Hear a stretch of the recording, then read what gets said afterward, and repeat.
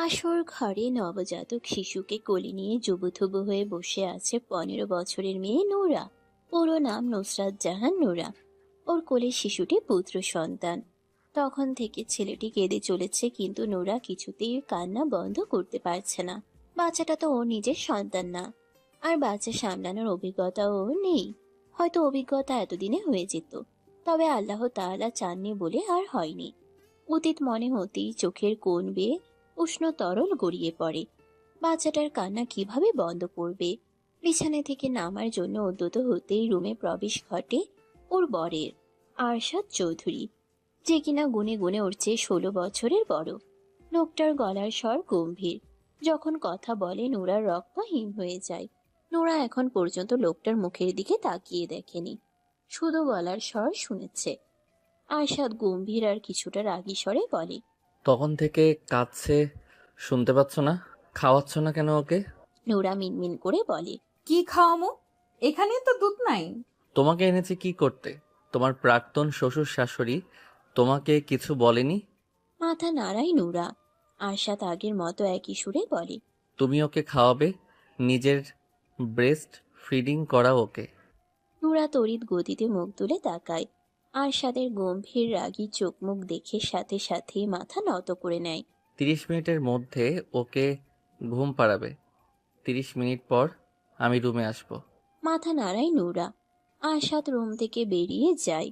Nora বাচ্চাটাকে নিয়ে বিছানায় উঠে বসে, আবার বাচ্চাটাকে ফিডিং করাতে শুরু করে। প্রথমে অবশ্য ওর অনেক সুসুরি লাগছিল আর অস্বস্তি বোধও হচ্ছিল। বারবার সরিয়ে নিচ্ছিল বুক থেকে।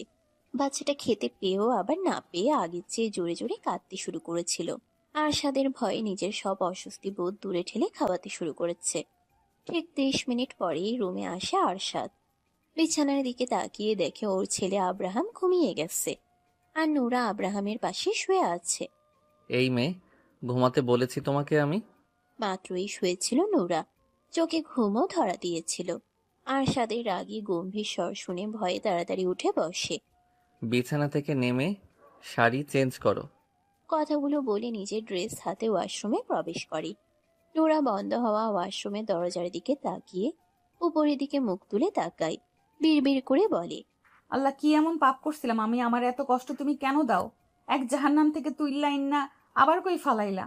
10 লক্ষ টাকার বিনিময়ে 15 বছরের ধর্ষিতা নোরাকে কিনে এনে বিয়ে করেছে আরশাদ চৌধুরী।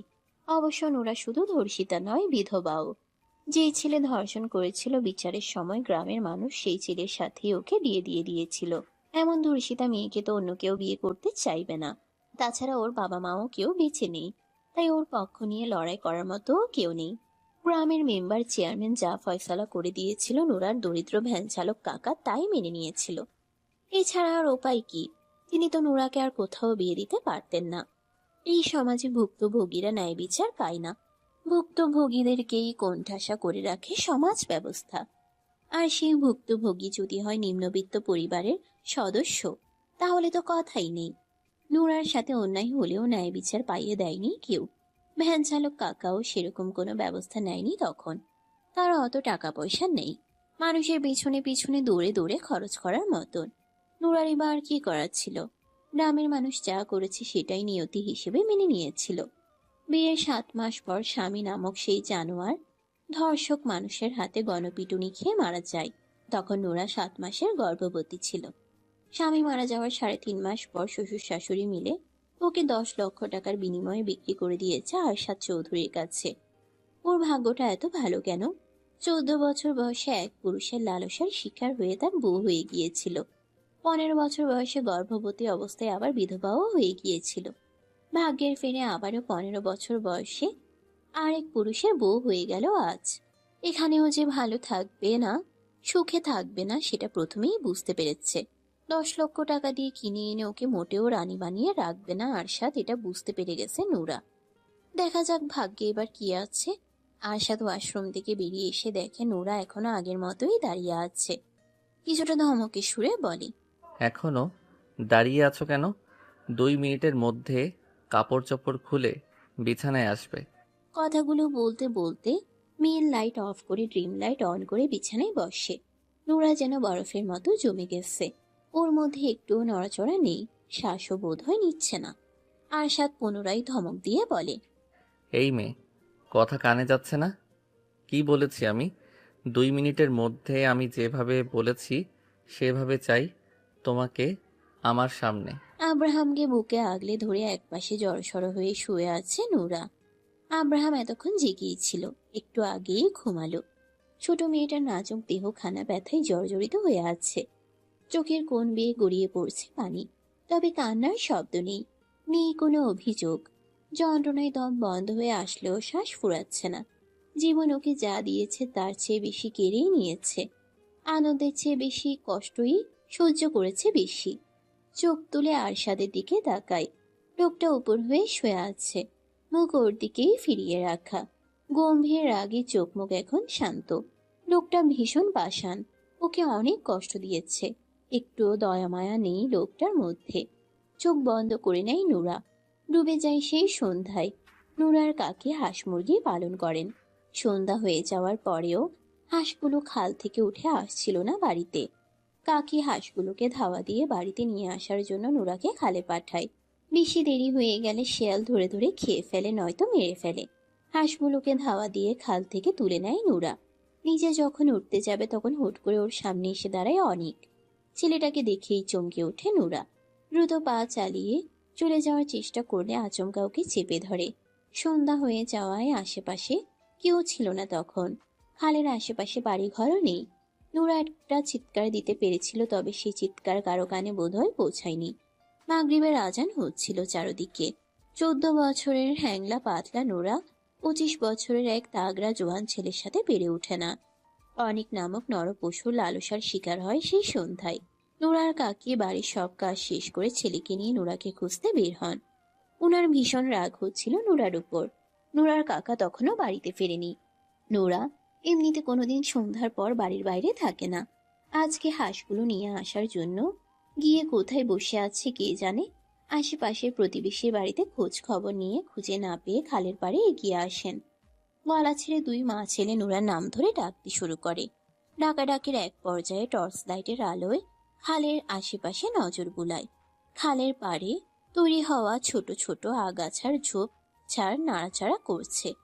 কৌতূহল নিয়ে দুজন আগায় ঝোপের দিকে। শেয়াল বা কুকুরও হতে পারে, তবুও মনে সাহস জুগিয়ে আগায় দুজন।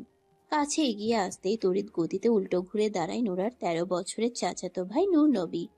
নুরার গায়ে কাপড় নেই, ওড়না দিয়ে হাত মুখ বাঁধা, জামা দিয়ে পা বেঁধে রাখা, হাতের সাথে উল্টো করে।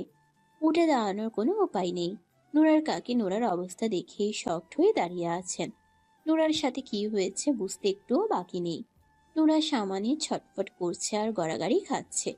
গড়াগড়ি খাওয়ার কারণেই আগাছাগুলো নড়ছিল এতক্ষণ। কাকি দ্রুত নুরার হাত পা খুলে কাপড় পরিয়ে দেন। ব্লিডিং হচ্ছে এখনো। শরীরের জায়গায় জায়গায় কামড়ের দাগ। নুরা কাকিকে জড়িয়ে ধরে হাউমাউ করে কেঁদে ওঠে। নূর নবী তখনও উল্টো ফিরে দাঁড়িয়ে আছে। নুরাকে নিয়ে নুরার কাকা কাকি আর গ্রামের কয়েকজন প্রভাবশালী লোক অনেকদের বাড়িতে আসে। বখাটে অনেক তখন বাড়িতেই ছিল। অনেকে অস্বীকার করতে পারেনি কিছুই। নোরাকে খালের দিকে আগাতে দেখেই পিছু নিয়েছিল অনেক। নোরার উপর ওর নজর ছিল অনেক আগে থেকেই। গ্রামের অনেক মেয়েকে উত্ত্যক্ত করত অনেক, এটা গ্রামের অনেক মানুষই জানে। পরের দিন বড় করে সালিশ বসে। সেখানে ফয়সালা হয় নোরাকে 2 লক্ষ টাকা কাবিনে বিয়ে করবে অনেক। দুই পক্ষ মেনে নেয়, এছাড়া আর কোনো উপায় ছিল না। অনেক আয় রোজগার করতো না কিছু। বাপের টাকায় ঘুরে ফিরে বেড়াতো, নেশা পানি খেত, পড়াশোনাও করেনি। অনেকের বাবার একটা ছোটখাটো চায়ের স্টল ছিল, সেখানেও সেরকম আয় হতো না। গ্রামের মানুষের নজরে তখন তারা খারাপ পরিবার। মানুষের কটু কথা হাসাহাসি চলতেই থাকতো রোজ। বিয়ের আগে রেপ হলেও বিয়ের পর হতো ম্যারিটাল রেপ। প্রায় প্রতি রাতে ব্যথায় জর্জরিত করে দিত অনেক। নোরা কাঁদলে গলা চেপে ধরতো, ভয় দেখাতো, গায়ে হাত তুলতো। ছোট মেয়েটা ভয়ে চুপচাপ সব সহ্য করে নিত, কাউকে কিছু বলার সাহস পেত না। 2 মাস পরেই বুঝতে পারে গর্ভে সন্তান চলে এসেছে। অনেক তখনও সে আগের মতোই ছন্ন ছাড়া বাউন্ডুলে বেকার বখাটে। নোরার আলোতে ভরা জীবনে অন্ধকার হয়ে এসেছিল অনেক। সে অন্ধকার ওকে গ্রাস করে নিয়েছিল পুরোপুরি। বিয়ের পরেও অনেক আগের মতোই মেয়েদের উত্ত্যক্ত করত। গ্রামের মানুষ অনেককে গ্রাম থেকে বের করে দিতে চায়। গ্রামের মানুষ বের করে দেওয়ার আগেই অনেকের বাবা মা নোরা আর অনেককে নিয়ে পাড়ি জমায় ঢাকায়। বস্তির মতো একটা এলাকায় বাসা ভাড়ায় উঠে দুটো রুম নিয়ে অনেকের বাবা ফ্লাক্সের চা নিয়ে ফেরি করে বিক্রি করত। অনেককে জোর করে একটা রিক্সা ম্যানেজ করে দেন অনেকের বাবা অন্য একজনের মাধ্যমে। অনেক একদিন রিক্সা চালালে 3 দিন বসে থাকে। হাতে যে কয়েক টাকা থাকে সেগুলো দিয়ে বিড়ি সিগারেট গাঁজা খেয়ে শেষ করে। আবার 1 দিন 2 দিন চালায়। নোরা অনেককে কিছু বলার সাহস পেত না। নিজের কিছু প্রয়োজন হলেও মুখ ফুটে বলতে পারতো না। অনেকের প্রতি ভালোবাসা বলতে ছিল না কিছুই ওর মনের মধ্যে। যা ছিল তা শুধুই ঘৃণা রাগ আর ক্ষোভ। এভাবেই দিন আগাতে থাকে। নোরা তখন 7 মাসের গর্ভবতী। বিকেলে রান্নার প্রস্তুতি নিচ্ছিল। ওদের ঘরের দুয়ারে অনেক মানুষের ভিড় জমে যায়। কান্নার শব্দ ভেসে আসে ওর কানে। রান্নাঘর থেকে বেরিয়ে আসে থাকার ঘরের সামনে। নজরে আসে অনেকের রক্তাক্ত নির্জীব দেহ। নোরা স্থির হয়ে দাঁড়িয়ে তাকিয়ে থাকে অনেকের নির্জীব দেহের দিকে। সেদিন ওর কাকিও এভাবেই স্থির হয়ে দাঁড়িয়ে তাকিয়েছিল ওর দিকে। অনেকের সাথে কি হয়েছিল, ওকে কেন মেরেছে, কে মেরেছে, কখনোই জানতে চায়নি নোরা। অনেকের মৃত্যুতে আয়োজন আহাজারি করে ওর কান্নাও আসেনি। 7 মাস একসাথে থাকলেও মন দেওয়া নেওয়া হয়নি দুজনের। দৈহিক চাহিদায় অনেক ওর কাছে আসতো, প্রয়োজন শেষে আবার দূরে ঠেলে দিত। অনেককে ভালোবাসার মতো কিছুই করেনি অনেক ওর জন্য। অনেক কোনো ভালো স্মৃতি দেয়নি ওকে। সবসময় নিজের ভোগের বস্তুর মতো দেখেছে আর ব্যবহার করেছে। এমন মানুষের প্রতি ভালোবাসা কিভাবে জন্মাবে? অনেকের জন্য কান্না না আসলেও নিজের সন্তানের জন্য কান্না আসছিল। ওই এতিম, আর ওর সন্তানও দুনিয়ায় আসার আগেই এতিম হয়ে গেল। এতিমদের এই সমাজে কোনো দাম নেই। এই সমাজে এতিম মানিয়ে বোঝা। আশেপাশের অনেকেই বলা বলি করছিল। এটা কেমন বউ? জামাই মরে গেছে কিন্তু কাঁদে না কেন? কেউ তো আর জানে না ওর ছোট মনের ভেতর কত ক্ষত আর দুঃখ জমে আছে। সেই দুঃখ ভেদ করে অনেকের জন্য কান্না আসতে পারছে না ওর দু চোখে। অনেককে গ্রামে নিয়ে দাফন করা হয়েছে। অনেকের একটা ছোট বোন আছে, বিয়ে হয়েছে অনেক আগে, তার দুটো সন্তানও আছে। অনেকের আর কোনো ভাই বোন নেই। অনেকের শোক কাটিয়ে ওঠার আগে অনেকের বাবা মা নুরাকে নিয়ে ঢাকায় ফিরে আসে। অনেকের বাবা মায়ের ঢাকায় থাকার আর কোনো দরকার নেই। বখাটে অনেক তো নেই মেয়েদের উত্ত্যক্ত করার জন্য। কয়েকজন কিছু টাকা পাবে তাদের কাছে, সেগুলো পরিশোধ করে গ্রামে ফিরে যাবে আবার। একা রুমে রাতে শুয়ে অনেকের কথা স্মরণ হতো নুরার। আশ্চর্য, যার মৃত্যুতেও ওর কান্না আসেনি, এখন তার অনুপস্থিতিতে তার শূন্যতা অনুভব করছে। অনেক আর আসেনি ওই রুমে। ওকে ঘুম থেকে টেনে তুলে ব্যথায় জর্জরিত করেনি, গলা চেপে ধরেনি, গালাগালি করেনি, গায়ে হাত তোলেনি। ওকে যন্ত্রণা দেওয়ার জন্য আর ফিরে আসেনি। সবাইকে মুক্তি দিয়ে চলে গিয়েছে সারা জীবনের জন্য। অনেকের মৃত্যুর 1.5 মাস পেরিয়ে যায়। নোরা শুনেছিল অনেককে গণপিটুনি দিয়ে মারা হয়েছে। রিক্সা চালাতে গিয়ে কোনো মেয়ের সাথে নাকি ঝামেলা করেছিল।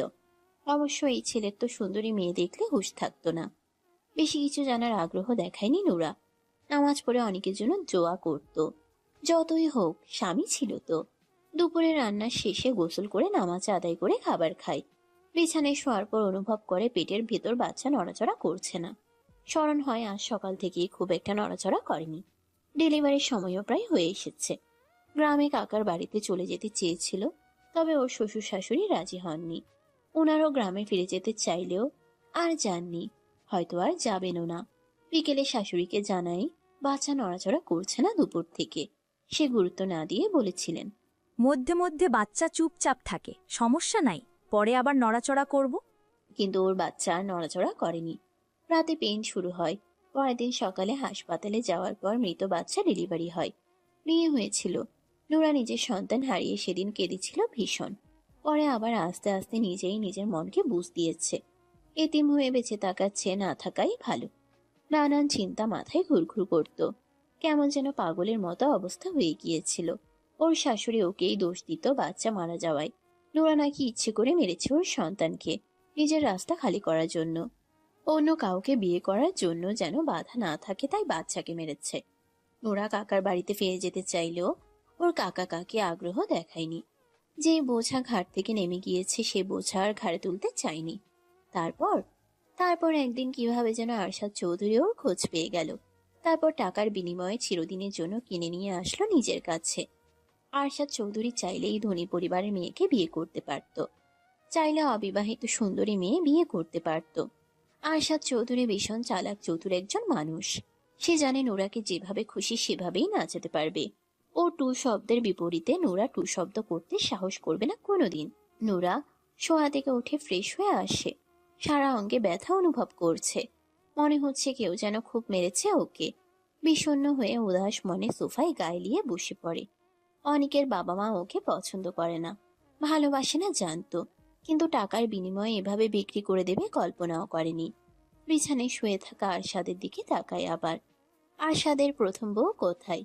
এত ছোট বাচ্চা রেখে কোথায় গেছে? মারা গেছে নাকি বাড়িতেই আছে? আরশাদের পরিবারের সবাই কোথায়? নানান প্রশ্ন মাথায় ঘুরঘুর করলেও উত্তর দেওয়ার মতো কেউ নেই।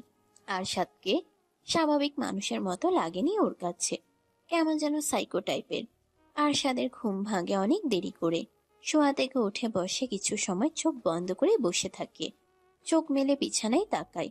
নোরা বা আব্রাহাম কাউকেই দেখতে পায় না। পুরো রুমে নজর বুলায়। ব্যালকনির দরজা খোলা দেখতে পায়। এই মেয়ে, নোরা দ্রুত পায়ে রুমে প্রবেশ করে আব্রাহামকে নিয়ে। আমি যতক্ষণ রুমে থাকবো আমার সামনে থেকে নড়বে না, বেলকনিতেও যেতে পারবে না। আমার অনুমতি ব্যতীত এই রুমের বাইরে পা রাখবে না। গম্ভীর স্বরে বলে কথাগুলো। নোরা মাথা নাড়ায়। আর রাতে যা যা বলেছি মনে আছে? এবারেও মাথা নাড়ায় নোরা। আরশাদ রেগে বলে। মুখে বলতে কষ্ট হয়? নোরা কম্পিত স্বরে বলে। সব মনে আছে আর মনে থাকবে।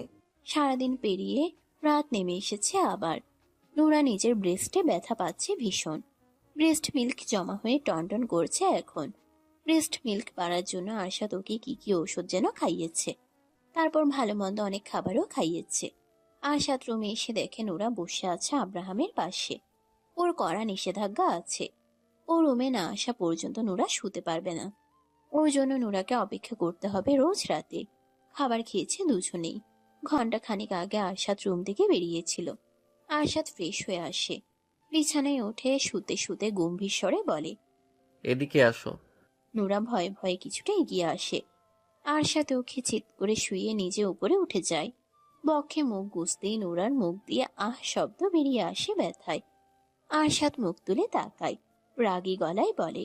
কোনো রকম শব্দ করতে নিষেধ করেছে কিনা? নোরা ভয়ে ভয়ে কম্পিত স্বরে বলে। বুকে অনেক ব্যথা পাচ্ছি, ব্যথায় টনটন করছে এখন। আয়শাদ চোখ নামিয়ে বুকের দিকে নজর বুলায়। নোরা কিছু বুঝে ওঠার আগেই ডান হাত তুলে চাপ প্রয়োগ করে। প্রচন্ড ব্যথায় আর্তনাদ বেরিয়ে আসে নোরার মুখ দিয়ে। আরশাদ রেগে চিবিয়ে চিবিয়ে বলে। এই মেয়ে, সাউন্ড করতে নিষেধ করেছি আমি? নোরা কেঁদে ফেলে। জড়ানো গলায় বলে। আপনি এমন করছেন কেন? আমি ব্যথা পাচ্ছি, আজকে ছেড়ে দিন আমাকে, আমি সহ্য করতে পারবো না আর। সাইকো পাষাণ পুরুষ কানে তোলে না নোরার কথা। নিজের ডান হাতের দিকে তাকিয়ে দেখে ব্রেস্ট মিল্ক দিয়ে হাত ভিজে গেছে। পুনরায় হাত বাড়াতে হাতটা চেপে ধরে নোরা। কেঁদে কেঁদে বলে। প্লিজ দয়া করুন আমাকে। দয়া? দয়া করার জন্য তো আনিনি। আমি যেভাবে খুশি থাকবো, আনন্দ পাবো, আমার ভালো লাগবে, আমি তাই করব। জীবনে স্যাক্রিফাইস, কম্প্রোমাইজ অনেক করেছি, কিন্তু তার বিনিময়ে তো কেউ আমার উপর দয়া করেনি। আমি কেন করব? হাত ছাড়ো বলছি, নয়তো ভালো হবে না তোমার জন্য। ভয়ে হাত ছেড়ে দেয় নোরা। ওর পুরো শরীর কাঁপতে শুরু করেছে। একদম এই ন্যাকা কান্না কাঁদবে না। প্লিজ আজকে রাতটা ছেড়ে দিন আমাকে। প্রশ্নই আসে না। সকালে নোরার ঘুম ভাঙে একটু দেরি করে। ঘুম থেকে উঠে দেখে আরশাদ নেই বিছানায়। আব্রাহাম গভীর ঘুমে রয়েছে। বিছানা ছেড়ে নেমে দাঁড়ায়। রাতে অনেক ভয় পেয়ে গিয়েছিল, কিন্তু আরশাদ ওর সাথে কিছু করেনি আর। ওর কান্না দেখে ছেড়ে দিয়েছিল। পরে আর রাগারাগিও করেনি। আব্রাহাম রাতে অনেকক্ষণ জেগেছিল। ঘুম ঘুম চোখে আব্রাহামকে কোলে নিয়ে বসেছিল নোরা। আর এই কারণেই সকালে ঘুম থেকে উঠতে দেরি হয়ে গেছে। বাথরুমে দরজার কাছে আসতেই বুঝতে পারে ভেতরে আরশাদ রয়েছে। ভেতর থেকে দরজা বন্ধ আর পানি পড়ার শব্দ পাওয়া যাচ্ছে। সরে এসে ড্রেসিং টেবিলের সামনে দাঁড়ায়। উস্কো খুস্কো ড্যামেজ চুলগুলোর খোপা খুলে চুল আঁচড়ে নেয়। পেছন ফিরতেই দেখে আরশাদ কোমরে টাওয়াল পেঁচিয়ে দাঁড়িয়ে আছে। আরশাদের গম্ভীর চোখ মুখ দেখেই নোরা শুকনো ঢোক গিলে নেয়। হৃদয় স্পন্দন বেড়ে গেছে। ভয়ে বুকের ভেতর ধুকপুক করছে। আরশাদকে নিজের দিকে এগিয়ে আসতে দেখে গলা শুকিয়ে যায় আরো। সামনে থেকে সরবে নাকি দাঁড়িয়ে থাকবে বুঝতে পারছে না। সরলে যদি রেগে যায়, আবার না সরলেও যদি রেগে যায়, কোন দিকে যাবে নোরা? এমন অদ্ভুত একজন মানুষের সাথে এক ছাদের নিচে একসাথে কিভাবে বসবাস করবে নোরা? অনেক যত খারাপই থাকুক, এই আরশাদ চৌধুরীর মতো ছিল না। সামনে থেকে সরবে নাকি এভাবেই মূর্তির মতো দাঁড়িয়ে থাকবে? চিবিয়ে চিবিয়ে বলা কথাগুলো শুনে দ্রুত সরে দাঁড়ায় নোরা। আরশাদ ড্রেসিং টেবিলের সামনে এসে দাঁড়ায়। নোরা আর দেরি করল না, দ্রুত পায়ে বাথরুমে প্রবেশ করে। এই লোকের সামনে দাঁড়িয়ে থাকার চেয়ে বাথরুমে গিয়ে বসে থাকা ভালো। বেশ অনেকক্ষণ পর বাথরুম থেকে বেরিয়ে আসে নোরা। আরশাদ ফর্মাল ড্রেস পরে রেডি হয়ে বসে আছে বিছানায়। নোরা বের হতেই আগুন চোখে তাকায়। ওর চাহনি দেখেই নোরার আত্মা খাঁচা ছাড়া। আরশাদ গম্ভীর অথচ রাগী স্বরে বলে, ফ্রেশ হতে কতক্ষণ লাগে? সারা জীবন বাথরুমেই বসে থাকার প্ল্যান করেছিলে নাকি? নোরা কিছু বলে না। টেবিলের উপর খাবার রাখা আছে, খেয়ে নেবে। আমি এখন বের হব, ফিরবো দুপুরে। আব্রাহামকে দেখে রাখবে, ওকে কাঁদালে খবর আছে তোমার। নোরা চুপচাপ শোনে সব কথা। আরশাদ বসা থেকে উঠে দাঁড়ায়। ধূপধাপ পা ফেলে দরজার কাছে এগিয়ে যায়। আবার পেছন ফিরে তাকিয়ে বলে, মনের ভুলেও রুমের বাইরে বের হলে পা কেটে ফেলবো আমি। বের হব না। মনে থাকে যেন। থাকবে। আরশাদ বেরিয়ে চলে যায় দরজা ভিজিয়ে দিয়ে। নোরা ফোঁস করে স্বস্তির শ্বাস ছেড়ে। যাই হোক, দুপুর পর্যন্ত শান্তিতে থাকতে পারবে আজকে। খাবার খেতে বসে আরশাদের কথা স্মরণ হয়। লোকটা খেয়েছে, খায়নি বোধ হয়। গতকাল রুমে বসে ওর সাথেই খেয়েছিল 3 বার। আজকে বোধ হয় নিচে গিয়ে খাবে। নোরা বেশি কিছু ভাবলো না, খিদে পেয়েছে তাই খাওয়া শুরু করে। খাবারের স্বাদ অনেক ভালো। আর এইসব খাবার আগে কোনোদিন খায়নি নোরা। এমন দামি দামি খাবার খাওয়ার মতো ভাগ্য ওর ছিল নাকি কোনোদিন। কাকির সংসারে কাকি যা দিত তাই খেত। শাশুড়ির সংসারেও শাশুড়ি যা খেতে দিত তাই খেত। এই বাড়িতেও যা দেয় তাই খায়, কিন্তু ওর খাওয়া শেষ হয় আর আব্রাহাম ঘুম থেকে উঠে যায়। নোরা দ্রুত হাত ধুয়ে পানি খেয়ে বিছানায় উঠে আসে। আব্রাহামের গায়ের উপর থেকে ব্ল্যাঙ্কেট সরিয়ে নেয়। কাপড় চোপড় পরিবর্তন করে কোলে তুলে নেয়। বাচ্চার যত্ন কিভাবে করতে হয় নোরার জানা নেই। যেভাবে নিজে পারছে সেভাবেই করছে বিয়ের রাত থেকে। দুপুরে ফেরার কথা থাকলেও আরশাদ ফেরে সন্ধ্যার পর। ক্লান্ত শরীরে রুমে প্রবেশ করতেই দেখে নোরা আব্রাহামকে কোলে নিয়ে বসে আছে বিছানায়। নোরা একবার চোখ তুলে তাকিয়ে সাথে সাথেই চোখ নামিয়ে নেয় আবার। আরশাদকে ভীষণ ক্লান্ত দেখাচ্ছে। সারাদিন কি খায়নি নাকি? আরশাদ দুজনের দিকে তাকিয়ে থাকে কিছু সময়। মুখে কিছু না বলে হাতের ঘড়ি খুলে গায়ের শার্ট খুলে ফেলে। পকেট থেকে ফোন আর ওয়ালেট বের করে বেড খুলে রেখে দেয়। টাওয়ালটা হাতে নিয়ে ধূপধাপ পা ফেলে বাথরুমে প্রবেশ করে। এখান থেকে এখানে একটু আস্তে ধীরেও তো যাওয়া যায়। বেশ সময় নিয়ে গোসল করে বাথরুম থেকে বের হয় আরশাদ। ক্লান্ত চোখ মুখ এখন একটু সতেজ লাগছে। ট্রাউজার পরে বিছানার কাছে এগিয়ে আসে। নোরার সামনে বসতেই নোরার শ্বাস প্রশ্বাস বন্ধ করে নেয়। শ্বাস নেওয়ার শব্দ শুনে যদি রেগে যায়। নিজের বলিষ্ঠ হাত দুটো বাড়িয়ে নোরার কোল থেকে আব্রাহামকে নিজের কোলে তুলে নেয় আরশাদ। নোরা ভয়ে ভয়ে একটু পিছিয়ে যায়। আরশাদ চোখ তুলে তাকাতেই স্থির হয়ে বসে রইল আবার। আরশাদ ছেলের গায়ের জামা তুলে ভালোভাবে খেয়াল করে। নোরার দিকে তাকিয়ে বরাবরের মতো গম্ভীর স্বরে বলে, ওর গায়ে বেবি ওয়েল দিয়ে দাওনি? দুপুরে গোসল করানোর পরে দিয়েছিলাম। তারপর আর দাওনি না। কেন? জোরে কথা শুনে চমকে ওঠে নোরা। ভয়ে ভয়ে আরশাদের মুখের দিকে তাকিয়ে সাথে সাথে মাথা নত করে নেয় আবার। কম্পিত স্বরে বলে, দুপুরে দিছিলাম, এই জন্যই আর দেই নাই। এই ভাষায় আমার সামনে কথা বলতে নিষেধ করেছিলাম আমি। ভুল হয়ে গেছে, আর বলবো না। এক ভুল কতবার হয়? আর হবে না। ওয়েল মেসেজ করনি কেন? ত্বক কেমন খসখসে হয়ে গেছে, চোখে দেখনি? কিভাবে বাচ্চার যত্ন নিতে হয় জানো না? না। এর আগে কোনো বাচ্চার যত্ন নাওনি? না। কাউকে নিতেও দেখনি? না। ওর পুরো শরীর ওয়েল ম্যাসাজ করো এখনই। বিছানায় শুয়ে দেয় আব্রাহামকে। নোরা বেবি অয়েলের বোতল নিয়ে আসে। আব্রাহামের গায়ের পোশাক খুলে অয়েল ম্যাসাজ করতে শুরু করে। এটা কিভাবে করছো? কিভাবে করব? কিচ্ছু পারো না দেখছি। নোরা চুপ হয়ে থাকে। আরশাদ দেখিয়ে দেয় কিভাবে কিভাবে অয়েল ম্যাসাজ করতে হবে। ডক্টরের কাছ থেকে বেবিকে অয়েল ম্যাসাজ কিভাবে করতে হবে তা শিখেছিল আরশাদ। তোমার তো কেউ নেই তাই না? নোরা মুখ তুলে তাকায়। পুনরায় অয়েল ম্যাসাজ করতে করতে বলে, কাকা কাকি আর 2 কাকাতো ভাই বোন আছে। তোমার বাবা মায়ের কি হয়েছিল? ঘরে আগুন লেগে মারা গিয়েছিল। তখন তুমি কতটুকু ছিলে? 3-4 বছরের মনে হয়। তুমি বাঁচলে কিভাবে? নোরা মুখ তুলে তাকায় আবার। ও, আমাদের ছনের ঘর আসিল। উপরের চাল আসিল টিনের আর বেড়া আসিল ছনের। ওই দিন আমি দাদির কাছে ছিলাম। আব্বা আম্মা ঘরে ঘুমিয়েছিল। রাতে কেমনে জানি আগুন ধরে যায়, আর আব্বা আম্মা বের হতে পারে নাই। আগুনে পুইরা মরে গেছে। আরশাদ আর কোনো প্রশ্ন করে না, চুপচাপ থাকে কিছুক্ষণ, তারপর আবার বলে। তুমি প্রেম করে বিয়ে করেছিলে তাই না? চমকিত নয়নে তাকায় নুরা। কথা বলছো না কেন? এ কথা আপনারে কে বলছে? আমার সামনে শুদ্ধ ভাষায় কথা বলতে বলেছি। এইসব আঞ্চলিক ভাষায় কথা বলবে না আমার সামনে। প্রেম করে বিয়ে করেছি কে বলেছে আপনাকে? অ্যারেঞ্জ ম্যারেজ ছিল? না। Love marriage? না।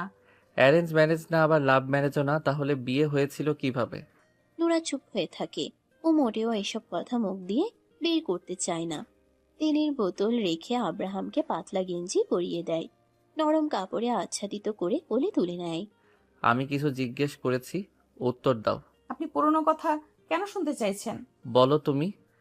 নুরা বুঝতে পারছে না বলে আর উপায় নেই, বলতেই হবে। মাথা নত করে আব্রাহামের মুখের দিকে তাকিয়ে বলতে শুরু করে। সেদিন সন্ধ্যা থেকে পরের দিন বিয়ে হওয়া পর্যন্ত সকল ঘটনা। নুরার কথা শেষ হতে আশার চোখ বন্ধ করে নেয়। লম্বা শ্বাস টেনে নিয়ে ফোঁস করে ছাড়ে। বুকের ভিতর কিছু একটা হচ্ছে। কিছু সময় পর চোখ মেলে তাকায়। নুরা এখনো আব্রাহামের মুখের দিকে তাকিয়ে আছে। ওর চোখ দুটো থেকে টপ টপ করে পানি গড়িয়ে পড়ছে আব্রাহামের গায়ের উপর। আরশাদ পুনরায় গম্ভীর স্বরে বলে। বিয়ের পর থেকে শেষ পর্যন্ত বলো, কোনো কিছু যেন বাদ না পড়ে। নুরা নিচের দিকে দৃষ্টি রেখেই শুরু থেকে শেষ পর্যন্ত খুলে বলে সব। ওর হেঁচকি উঠে গেছে।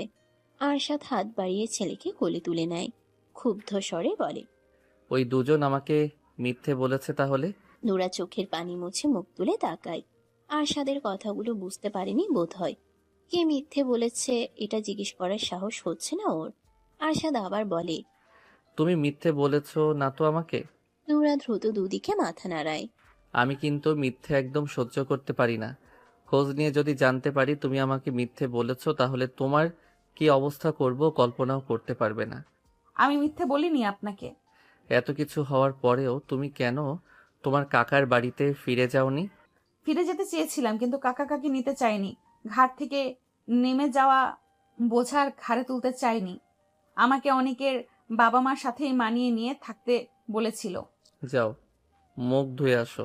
নুরা বিছানা থেকে নেমে বাথরুমে প্রবেশ করে। বাথরুমে প্রবেশ করেই শব্দ করে কেঁদে ওঠে, দ্রুত নিজের মুখ নিজেই চেপে ধরে কান্নার শব্দ বন্ধ করার জন্য। রুমে বসে থাকা আরশাদ নুরার কান্না স্পষ্ট শুনতে পেয়েছে। এতক্ষণ ওর সামনে বসে থাকায় কাঁদতে পারছিল না। বসা থেকে উঠে ছেলেকে কোলে নিয়ে রুম থেকে বেরিয়ে যায়। নুরা বাথরুম থেকে বেরিয়ে হাত মুখ মুছে নেয়। আরশাদ রুমে নেই এখন। বাথরুম থেকে বের হতে কি বেশি দেরি করে ফেলেছে? আরশাদ কি রাগারাগি করবে ওর উপর? মনে মনে ভয় পাচ্ছে নুরা। বিছানার দিকে আগাতেই গলা খাকারি দিয়ে রুমে প্রবেশ করে একজন মেয়ে। কাচের ছোট গোল টেবিলের উপর ট্রে রেখে রুম থেকে বেরিয়ে যায়, খালি জগ দুটো হাতে নিয়ে। আরশাদ রুমে প্রবেশ করে। ওকে দেখে একপাশে জড়সড় হয়ে দাঁড়ায় নুরা। আব্রাহাম ঘুমিয়ে গেছে। বিছানায় শুয়ে দিয়ে ঢেকে দেয় আরশাদ। সোজা হয়ে দাঁড়িয়ে নুরার দিকে তাকাতেই নুরা মাথা নিচু করে নেয়। খিদে পেয়েছে আমার। নুরা চোখ তুলে একবার তাকিয়ে টেবিলের কাছে এগিয়ে আসে। দুটো প্লেট সোজা করে খাবার বেড়ে নেয়। মিট নক করে অনুমতি নিয়ে রুমে প্রবেশ করে। পানির জগ দুটো রেখে চলে যায় সাথে সাথেই। আরশাদ চেয়ার টেনে বসে খাবার খাওয়ার জন্য। কাজের চাপে দুপুরে খাওয়ার সময় পায়নি, আর ওর খেতেও ইচ্ছে হয়নি। খেতে বসছো না কেন? দ্রুত চেয়ারে বসে পড়ে নুরা। প্লেটের দিকে দৃষ্টি রেখে খাওয়া শুরু করে। খাওয়ার ফাঁকে ফাঁকে আরশাদের কিছু লাগবে কিনা জিজ্ঞেস করে তুলে দেয় প্লেটে। খাওয়া শেষে আরশাদ রুম থেকে বেরিয়ে যায়। নুরা প্লেট বাটিগুলো গুছিয়ে রেখে বিছানায় এসে বসে। এখন ওর শুয়ে ঘুমোতে ইচ্ছে করছে। দুর্বল শরীর থাকায় অলসতা ভর করেছে খাওয়ার সাথে সাথেই। 10টার পর রুমে ফিরে আসে আরশাদ। বিছানার দিকে তাকিয়ে দেখে নুরা ঘুমে দুলছে রীতিমতো। চোখ দুটো অনেক কষ্টে মেলে রেখেছে। দরজা লাগিয়ে ফ্রেশ হয়ে এসে পানি খায়। রুমের মেইন লাইট অফ করে ড্রিম লাইট অন করে, তারপর বিছানায় উঠে বসে। আরশাদকে রুমে ফিরে আসতে দেখে নোরার ঘুমটুম সব পালিয়ে গেছে। আমার দিকে ঘুরে বসো। আরশাদের রাশভারী গম্ভীর স্বর শুনে নোরার ভিতর পর্যন্ত কেঁপে ওঠে। এতটা গম্ভীর হয়ে কেউ কিভাবে কথা বলতে পারে? নোরা ঘুরে বসে। আরশাদ আব্রাহামের দিকে দেখিয়ে বলে। ওর নাম কি? আব্রাহাম চৌধুরী। ওর বাবার নাম? নোরা মুখ তুলে তাকায়। এমন অদ্ভুত প্রশ্নগুলো কেন করছে ওকে? ওর বাবার নাম কি? আরশাদ চৌধুরী। ওর মায়ের নাম? নোরা এবার আর কিছু বলতে পারে না। আব্রাহামের মায়ের নাম তো ওর জানা নেই। ও তো শুধু আব্রাহাম আর আরশাদের নাম শুনেছিল, তাছাড়া আর কারো নাম জানে না এই বাড়ির। আরশাদের বাবার নামটাও ভুলে গেছে। কিছু জিজ্ঞেস করেছি আমি? নোরা চুপ হয়ে থাকে। আরশাদের মেজাজ আরো গরম হতে শুরু করে। চিবিয়ে চিবিয়ে বলে। আব্রাহাম কি হয় তোমার? নোরা ভয় পেলেও চুপ হয়ে আছে। কি বলবে মাথায় আসছে না কিছু। ভয়ে বোধ বুদ্ধি লোপ পেয়েছে। আমি কে হই তোমার? স্বামী। তাহলে আমার ছেলে কি হবে তোমার? ছেলে। ও কার পেট থেকে হয়েছে? নোরা আবার চুপ হয়ে থাকে। আরশাদ মেজাজ হারিয়ে নোরার চোয়াল চেপে ধরে মুখের দিকে তুলে বলে। আব্রাহাম আমার আর তোমার ছেলে। ওর বাবা আমি, আর মা তুমি। ও তোমার পেট থেকে হয়েছে। কার পেট থেকে হয়েছে? নোরা ভয়ে ভয়ে কম্পিত স্বরে বলে। আমার। ওর মা কে? আমি। ওর বাবা মা কে? আমি আর আপনি। হ্যাঁ, সারা জীবন মনে থাকে যেন এই কথাগুলো। আমরা আসল সত্যি জানলেও পুরো দুনিয়া জানবে ও তোমার পেট থেকে হয়েছে। ওর আসল বাবা মা আমরা, বুঝতে পেরেছো? হ্যাঁ। আরশাদ নোরার চোয়াল ছেড়ে দেয়। এক টানে শুয়ে দেয় বিছানায়। মুহূর্তেই নিজে উঠে যায় নোরার উপরে। ঘাড়ে মুখ গুজতেই বুঝতে পারে নোরা নাক টানছে। বিরক্তিতে মুখ তুলে তাকিয়ে রাগী স্বরে বলে। কি হয়েছে? ছেড়ে দিন আমাকে। গতকাল কি বলেছিলে মনে নেই? বুকে ব্যথা পাচ্ছি। কথা বলতে বলতে কেঁদে ফেলে নোরা। নোরার কান্না দেখে ওর বুকের উপর থেকে নেমে আসে আরশাদ। বিরক্তি নিয়ে বলে। ফ্যাস ফ্যাস করে কাঁদা বন্ধ করো, নয়তো মুখের ভেতর কাপড় গুজে দিব। নোরা আব্রাহামের দিকে ফিরে শোয়। কান্না গিলে নেয় দ্রুত। চোখ দিয়ে গল গল করে পানি ছড়লেও মুখ দিয়ে শব্দ বের হচ্ছে না তার। একটু পর পর শুধু শরীর ঝাঁকি দিচ্ছে। আরশাদ রাগী স্বরে বলে। আমি ওই দিকে ফিরতে বলেছি। নোরা দ্রুত চিত হয়ে শোয়। আবার জড়িয়ে ধরো। নোরা আগের মতোই শুয়ে থাকে। আরশাদ আগের চেয়েও বেশি রেগে চিবিয়ে চিবিয়ে বলে। কি বলেছি কানে যাচ্ছে না? স্পেশাল ভাবে শোনাতে হবে? এক কথা কতবার বলতে হয়? নোরা আরশাদের শরীর ঘেঁষে এসে কাঁধ হয়ে জড়িয়ে ধরে। আরশাদ নিজেও কাঁধ হয়ে চার হাত পা দিয়ে পেঁচিয়ে ধরে নোরাকে। নোরার হ্যাংলা পাতলা দেহখানা আরশাদের বলিষ্ঠ দেহের অর্ধেক। কথায় কথায় কান্না করা মানুষ আমার একদমই পছন্দ নয়। আমার সামনে কেঁদে কেঁদে আমার মেজাজ গরম করবে না একদম। নোরা কিছু বলে না। ওর ইচ্ছে করছে আরশাদকে নিচের কাছ থেকে ঠেলে সরিয়ে দিতে। অস্বস্তি হচ্ছে, হাঁসফাঁস লাগছে, দম বন্ধ হয়ে আসছে। এই বাহুবন্ধন থেকে মুক্ত হতে পারলেই ভালো লাগতো। সময় গড়ানোর সঙ্গে সঙ্গে নোরা ঘুমিয়ে যায় আরশাদের বুকে মুখ গুজে। আরশাদের বাহুবন্ধনে জড়সড় হয়ে ওর বুকের সাথে মিশে আছে নোরা। আরশাদের চোখে ঘুম নেই আজ। অবশ্য অনেকগুলো দিন ধরেই ওর চোখে ঘুম নেই সেভাবে। গত রাতে ঘুমটা একটু ভালো হয়েছিল। আরশাদ প্রথম বিয়ে করেছিল 25 বছর বয়সে। পড়াশোনা শেষ করেই বিয়েটা করেছিল বাবা মায়ের পছন্দে। মেয়েটা ছিল ভীষণ সুন্দরী, দেখলেই চোখ জুড়িয়ে যেত। বউকে সে অনেক ভালোবাসতো আরশাদ। নিজের সবটা দিয়ে ভালোবেসেছিল, অন্ধের মতো বিশ্বাস করত। বিয়ের 3 বছর পেরিয়ে যাওয়ার পরেও বাচ্চা হচ্ছিল না। 3 বছর পর থেকে বিভিন্ন ডাক্তারের কাছে দৌড়াদৌড়ি শুরু করে দুজন। প্রথম প্রথম দুজনের একজনেরও কোনো রকম সমস্যা ধরা পড়তো না। এভাবে আরো 2 বছর পেরিয়ে যায়। বাড়ির সবাই বাচ্চার জন্য পাগল হয়ে গিয়েছিল, সাথে আরশাদ নিজেও। আবার পরীক্ষা নিরীক্ষা করার পর জানা যায় আরশাদ কোনোদিন বাবা হতে পারবে না। সমস্যা ওর নিজের, ওর বউয়ের কোনো সমস্যা নেই। আরো কয়েকটা হসপিটালে গেলে একই কথা বলে। আরশাদ পুরোপুরি ভেঙে পড়ে। খাওয়া দাওয়া ঘুম সব বাদ। বাড়ির সবাই ওকে সান্ত্বনা দেওয়ার চেষ্টা করতো, ওকে বোঝাতো। কিন্তু ওর বউ, সে কখনো ওকে সান্ত্বনা দিত না, ওকে বোঝানোর চেষ্টা করতো না। আরশাদ ভেঙে পড়লেও ওর বউ ছিল স্বাভাবিক, যেন কিছুই হয়নি। এভাবে আরো অনেকগুলো দিন পেরিয়ে যায়। আরশাদ তখন পুরোপুরি ভঙ্গুর, ডিপ্রেশন হতাশায় ডুবে আছে। বাবা হতে না পারাটা ওর কাছে সবচেয়ে বড় হার। এই জীবন যেন পুরোটাই বৃথা। একদিন দুপুরবেলা আরশাদ শুয়েছিল বিছানায়। ওর বউ শাইলা গোসল করার জন্য বাথরুমে প্রবেশ করে। একটু পরেই ফোন কেঁপে ওঠে। সাইলেন্ট করা রয়েছে ফোনটা। ফোন হাতে নিয়ে দেখে নাম্বার সেভ করা নেই। শাইলার ফোন দেখে আর রিসিভ করে না আরশাদ। পরপর দুবার রিং বেজে কেটে যায়। আবার গলা আসতেই রিসিভ করে কানে ধরে।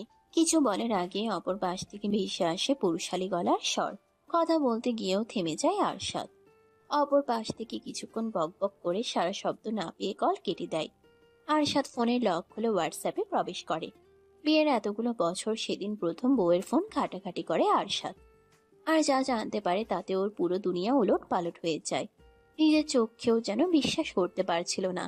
রীতিমতো ওর শরীরে কম্পন সৃষ্টি হয়ে যায়। ওর শ্বাস নিতেও কষ্ট হচ্ছিল তখন। যাকে এত ভালোবাসলো, যার জন্য এত কিছু করলো, শেষ পর্যন্ত সে ওকে এভাবে ঠকালো, ওর সাথে এত বড় প্রতারণা করলো। দিনের পর দিন ওর বিশ্বাসের সুযোগ নিয়ে ওকে ঠকিয়ে গেল। আর ও বুঝতেই পারেনি ভালোবেসে কতটা অন্ধ হলে এভাবে চোখ বন্ধ করে কেউ বিশ্বাস করে। শায়লার আচরণে সন্দেহ করার মতো অনেক কিছু ছিল, তবে ভালোবাসে অন্ধ হয়ে থাকার কারণে সেসব চোখে পড়েনি আগে। শায়লা বাথরুম থেকে বেরিয়ে দেখে আরশাদ ওর ফোন হাতে নিয়ে বিছানায় বসে আছে চুপচাপ। রাগে চোখ মুখ ভয়ঙ্কর দেখাচ্ছে। শায়লা ভয় পেয়ে যায় ওর চোখ মুখ দেখে। এর আগে কোনোদিন আরশাদকে এমন রূপে দেখেনি। আরশাদ ভীষণ রাগী মানুষ, শায়লা জানে, তবে ওর সাথে কোনোদিন উঁচু গলায় কথা বলেনি এখন পর্যন্ত। শায়লাকে দেখে ফোন হাতে নিয়েই বিছানা থেকে নেমে দাঁড়ায় আরশাদ। চুপচাপ দাঁড়ায় সামনে। ফোন শায়লার মুখের দিকে ধরে গম্ভীর স্বরে বলে, এগুলো কি? শায়লা চুপ করে থাকে। ওর গলা শুকিয়ে গেছে, মুখ দিয়ে কোনো কথা বের হচ্ছে না। আরশাদ খপ করে শায়লার গলা চেপে ধরে বাম হাতে। শায়লার মনে হচ্ছে গলার হাড়গুলো বোধহয় এখনই মটমট করে ভেঙে যাবে। গলা চেপে ধরে রেখেই দেওয়ালের সাথে ঠাস করে চেপে ধরে। মাথায় আঘাত পেয়ে চিৎকার করে ওঠে শায়লা। আরশাদের হাত সরিয়ে দেওয়ার চেষ্টা করে দ্রুত। আরশাদ ক্ষুব্ধ হয়ে বলে, কেন করলি আমার সাথে এরকম? তোর জন্য কি করিনি আমি?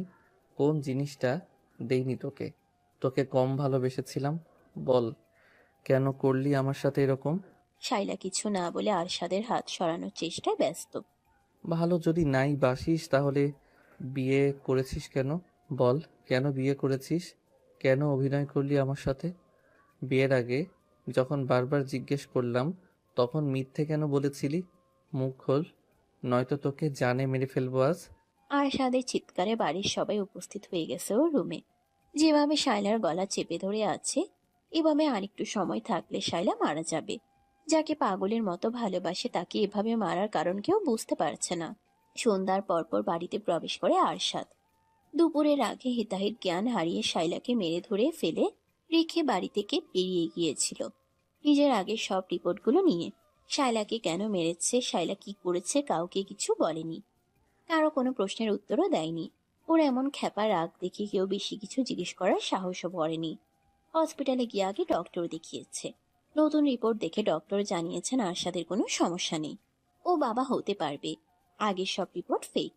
হসপিটাল থেকে বেরিয়ে গিয়েছিল থানায়।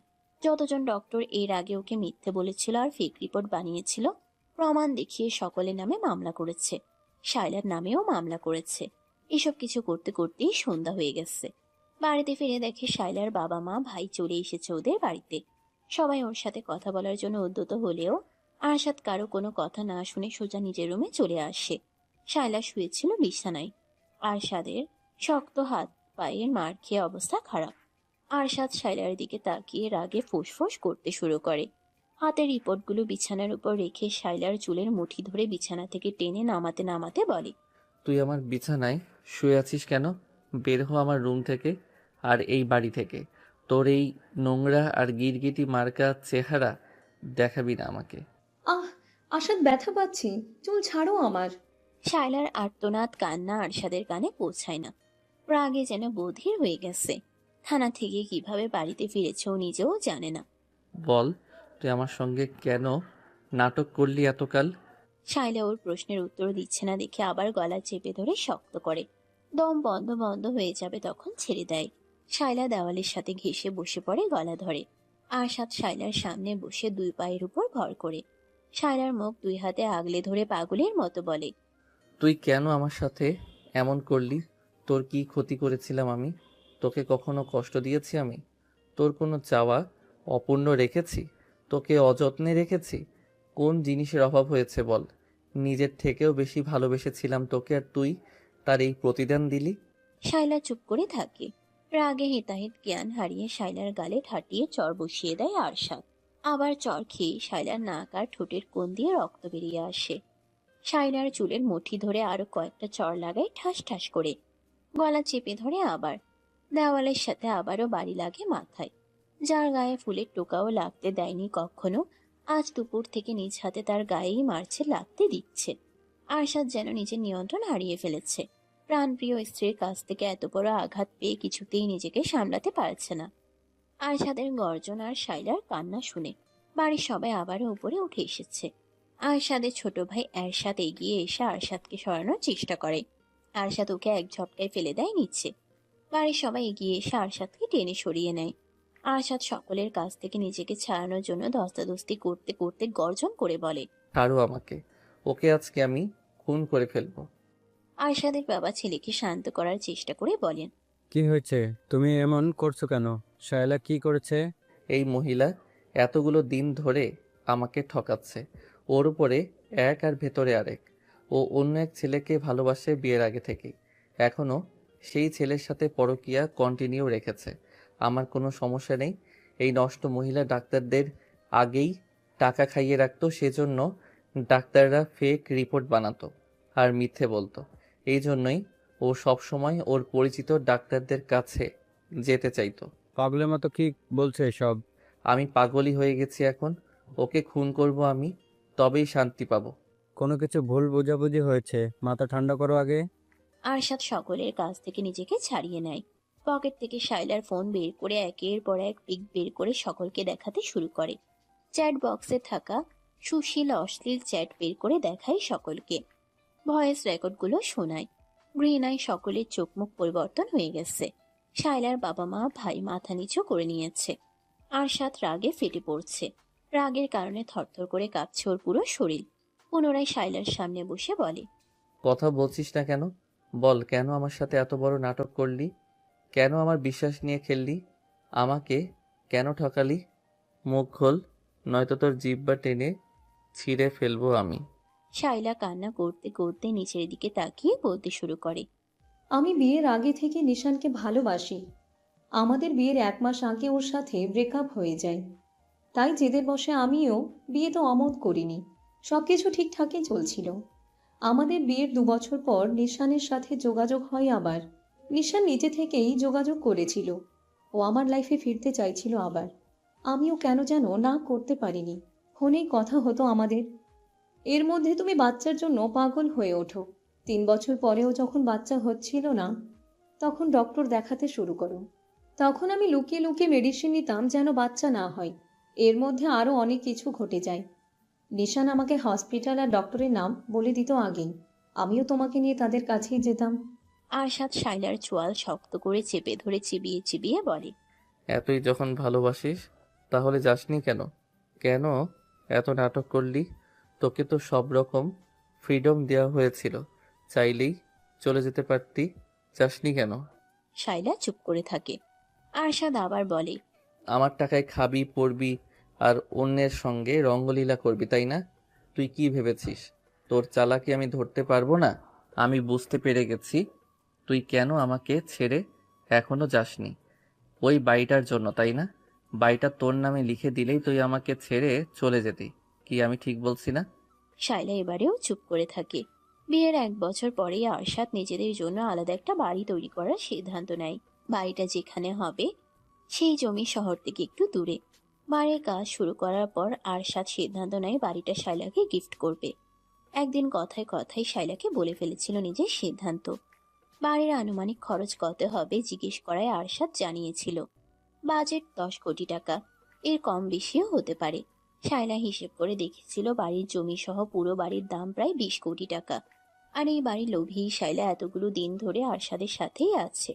বাড়িটা ওর নামে লিখে দিলেই আরশাদের কপালে লাথি দিয়ে চলে যাবে নিশানের কাছে।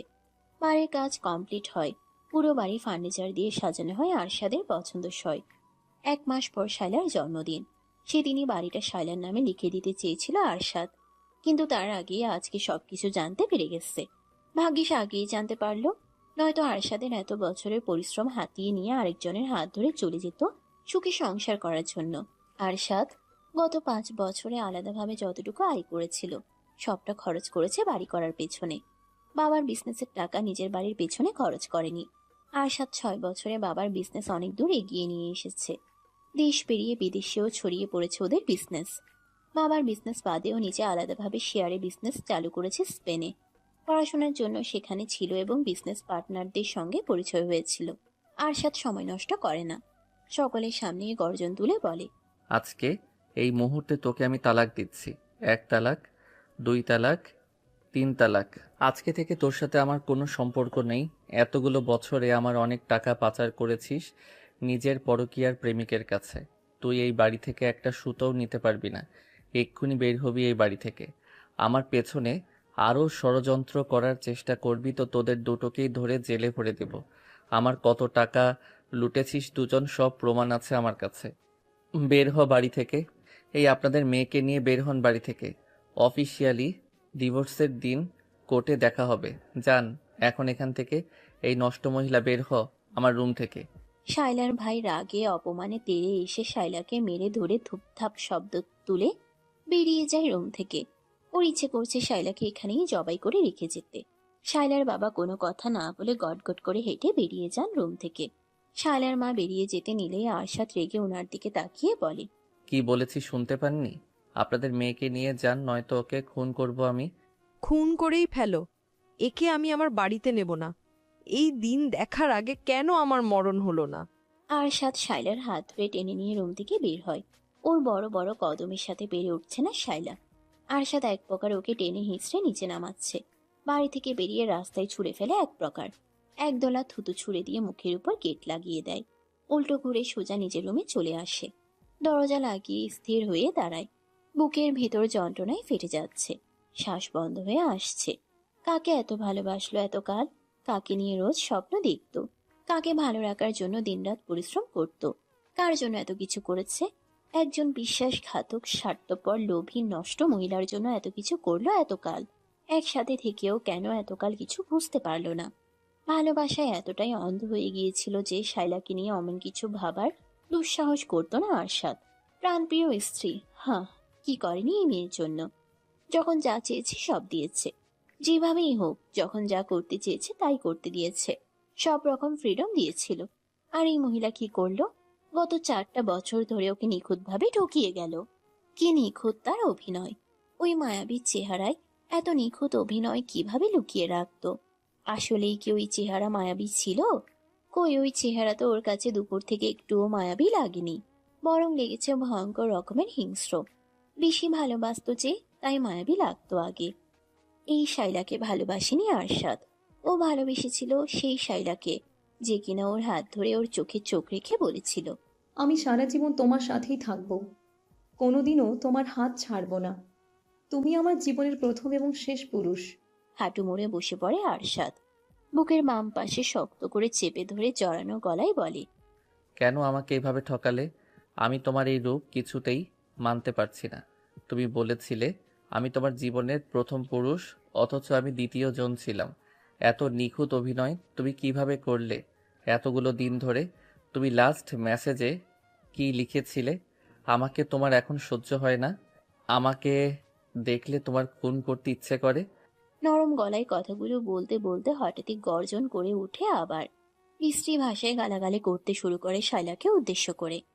বসা থেকে উঠে শায়লার যা যা হাতের কাছে পায় সবকিছু ছুঁড়ে ফেলতে শুরু করে। রুমের বাইরে দাঁড়িয়ে সবাই রুমের ভেতরে চলা তাণ্ডব স্পষ্ট অনুভব করতে পারছে। আরশাদ রুমের ভেতরে পাগলের মতো চিৎকার শুরু করেছে রীতিমতো। পুরো বাড়ি কেঁপে উঠছে যেন ওর চিৎকারে আর তাণ্ডবে। 1 সপ্তাহ পর আরশাদ আর শায়লার অফিসিয়ালি ডিভোর্স হয়। এই 1 সপ্তাহ পাগলের মতো কেটেছে আরশাদের। না ঠিক মতো খেয়েছে, না নিজের রুমে প্রবেশ করেছে, আর না অন্য কিছু করেছে। সারাদিন পাগলের মতো এদিক সেদিক ঘুরে বেরিয়েছে শুধু। বাড়িতে ফিরলেও নিজের রুমে প্রবেশ করেনি, গেস্ট রুমে থেকেছে। যা কিছুর প্রয়োজন হয়েছে ছোট ভাই বোন নয়তো মাকে দিয়ে আনিয়ে নিয়েছে।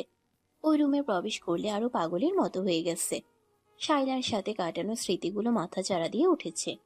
সবকিছু ধ্বংস করে দিতে ইচ্ছে করেছে তখন। অফিসিয়ালি ডিভোর্স হওয়ার পর আরশাদ ওই বাড়িতে আর ফিরে যায়নি। নিজের টাকায় করা বাড়িটাই চলে আসে একাই। কারোর সাথে থাকতেও ভালো লাগছিল না। ওই বাড়িতে গেলেও দম বন্ধ হয়ে আসতো। পরিবারের সবাইকে এই বাড়িতে আসতেও নিষেধ করে দিয়েছে। ওকে ডিস্টার্ব করতে কেউ যেন এই বাড়িতে না আসে। ওর যখন ইচ্ছে হবে তখন নিজেই যাবে বাড়িতে। অবশ্য অফিসে গেলে রোজ দেখা হয় বাপ ভাইয়ের সাথে। ডিভোর্সের 15 দিন পর বেশ রাত করে অফিস থেকে ফিরছিল আরশাদ। ওর মনে শান্তি লাগছিল না। মাঝ রাস্তায় গাড়ি থামিয়ে নেমে দাঁড়ায় গাড়ি থেকে। পূর্ণিমার চাঁদের আলোয় রাস্তা পুরোপুরি পরিষ্কার। রাস্তা পুরোপুরি ফাঁকা। আশেপাশে একটা কুকুরও নেই। ওর ইচ্ছে করছে মরে যেতে। এভাবে আর বেঁচে থাকতে ইচ্ছে করছে না। গাড়ি ফেলে রেখে এলোমেলো ভাবে গন্তব্যহীন হাঁটতে শুরু করে। পাগলের মতো অবস্থা। কোথায় যাচ্ছে নিজেও জানে না। কিছু দূর হেঁটেই আরশাদের পা দুটো থেমে যায়। কানে ভেসে আসে নবজাতক শিশুর কান্না। আশেপাশে নজর বুলায়। এত রাতে এই ফাঁকা রাস্তায় বাচ্চা কাঁদছে কোথায়? কান্না অনুসরণ করে আগায়। এসে দাঁড়ায় ডাস্টবিনের পাশে। পকেট থেকে ফোন বের করে টর্চ অন করে। রক্ত মাখা কাপড়ে আচ্ছাদিত করা একটা বাচ্চা গলা ছেড়ে কেঁদে চলেছে।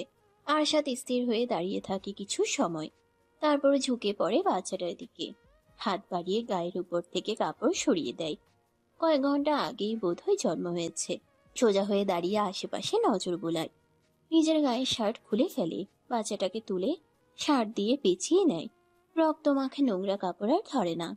উল্টো ঘুরে আবার হাঁটা শুরু করে গাড়ির দিকে। শহর থেকে কিছুটা দূরে হওয়ায় রাস্তাঘাট একদম ফাঁকা। মানুষজনের একটা টু শব্দ অবধি নেই। আশ্চর্যের ব্যাপার হচ্ছে আরশাদ বাচ্চাটাকে কোলে তুলে নেওয়ার পরেই কান্না বন্ধ হয়ে গেছে। এক হাতে ড্রাইভিং করে বাড়িতে পৌঁছায় আরশাদ। ওর বাড়িতে এক মধ্যবয়স্ক দম্পতি থাকে বাড়ির কাজকর্ম আর রান্না বান্না করার জন্য। মহিলা আরশাদের কোলে ছোট বাচ্চা, তাও আবার এমন অবস্থায় দেখে অবাক হয়ে তাকিয়ে থাকে। আরশাদ নিজেই বাচ্চাটাকে মহিলার কোলে তুলে দিয়ে বলে পরিষ্কার করে খাওয়াতে। বাচ্চাটাকে পরিষ্কার করার পর নরম কাপড়ে আচ্ছাদিত করে গরুর দুধ গরম করে খাওয়ায়। খাওয়ার পর ঘুমিয়ে যায়। ছোট দেহখানায় বেশ কয়েকটা আঘাতের চিহ্ন পাওয়া যায়। বেশ অযত্নে অবহেলায় রাস্তার পাশে ডাস্টবিনে ফেলে রেখে গিয়েছিল কোনো এক হৃদয়হীন মানুষ। আরশাদ ফ্রেশ হয়ে এসে চুপচাপ খাবার খায়। তারপর বাচ্চাটাকে কোলে নিয়ে সোফায় বসে থাকে। বাচ্চাটার নাম দেয় আব্রাহাম চৌধুরী। আরশাদ চৌধুরীর ছেলে আব্রাহাম চৌধুরী। একটা সন্তানের বড় লোভ ছিল আরশাদের। অনাকাঙ্ক্ষিতভাবে ওর একটা সন্তান হয়ে গেছে। একবার যখন পেয়েছে এই বাচ্চাকে আর কাজ ছাড়া করবে না কোনোদিন। 2 দিন পার হওয়ার পর আরশাদ বুঝতে পারে ওর ছেলের একজন মা লাগবে। ওরও বউ দরকার। এভাবে আর কতদিন? একজন প্রতারকের কারণে কেন নিজে সাফার করবে? তারপর খোঁজ চালায় একজন মায়ের। আরশাদ যেমন মেয়ে খুঁজছিল ঠিক তেমন মেয়ের খোঁজ পেয়ে যায় 2 দিনের মধ্যে। সময় নেয় না আরশাদ। পরের দিনে অনিকের বাবা মায়ের সকল ডিমান্ড পূরণ করে নোরাকে নিজেদের কাছে নিয়ে আসে একেবারে জন্য। নোরা চাইলেও কোনোদিন ওকে আর ওর ছেলেকে ছেড়ে যেতে পারবে না। নোরার পুরো দুনিয়া ঘিরে থাকবে আরশাদ আর আব্রাহাম। নোরাকে কোনো রকম স্বাধীনতা দেবে না আরশাদ। ও যা চাইবে বলবে তাই করতে বাধ্য নোরা। নোরাকে এই রুমের বাইরেও যেতে দেবে না কোনোদিন। নোরা আরশাদের প্রিয়জন নয়, শুধুমাত্র প্রয়োজন। আর সবসময় প্রয়োজন হয়েই থাকবে। প্রিয়জন বানিয়ে আর কষ্ট পাবে না আরশাদ। এখন আর ওর মন কোনো নারীকে ভালোবাসতে চায় না। আরশাদ নিজেও আর কাউকে ভালোবাসতে চায় না। বিয়ে করলেই কি ভালোবাসতে হবে না কি? সকালে নোরার ঘুম আগে ভেঙেছে। আব্রাহামকে অয়েল ম্যাসাজ করে দিয়ে খাইয়ে এখন রুম জুড়ে হাঁটছে। বাচ্চাটা এতক্ষণ কান্না করলেও এখন চুপ করে আছে। এতটুকু ছেলেও বসে থাকা আর হাঁটার পার্থক্য বুঝতে পারে। নোরার ঘুম পাচ্ছে এখন। রাতে বেশ কয়েকবার ঘুম থেকে উঠতে হয়। আব্রাহাম জেগে থাকে। ছোট একটা বাচ্চা, খাবে আর ঘুমাবে তা না, ঘন্টার পর ঘন্টা জেগে থাকে এক্ষুনি। আরশাদ শোয়া থেকে উঠে ঝিম ধরে বসে রইল। চোখ তুলে নোরার দিকে তাকায়। রুমের জানালা দরজা এখনো বন্ধ। ডিম লাইটের ঘোলাটে আলোয় আলোকিত হয়ে আছে রুম। আরশাদ বিছানা ছেড়ে নেমে দাঁড়ায়। জানালার পর্দা সরিয়ে বাথরুমে প্রবেশ করে। আজকে অফিস নেই, কোনো জায়গায় যাওয়ার তাড়াও নেই। তোকে কয়েকটা কাজ আছে। বাথরুম থেকে বেরিয়ে হাত মুখ মুছতে মুছতে গম্ভীর স্বরে বলে, আব্রাহামকে ওয়েল মেসেজ দিয়েছো? হ্যাঁ। তুমি ফ্রেশ হয়েছো? আব্রাহাম তো ঘুমাচ্ছে না, ঘুমালেই ফ্রেশ হতে যাব। ওকে আমার কাছে দাও। টাওয়াল বিছানায় ছুঁড়ে দিয়ে আব্রাহামকে নিজের কোলে তুলে নেয়। ছেলেটা ছোট ছোট চোখ জোড়া মিলে তাকিয়ে আছে। ডান হাতটা মুখের উপর দিয়ে খাওয়ার চেষ্টা করছে।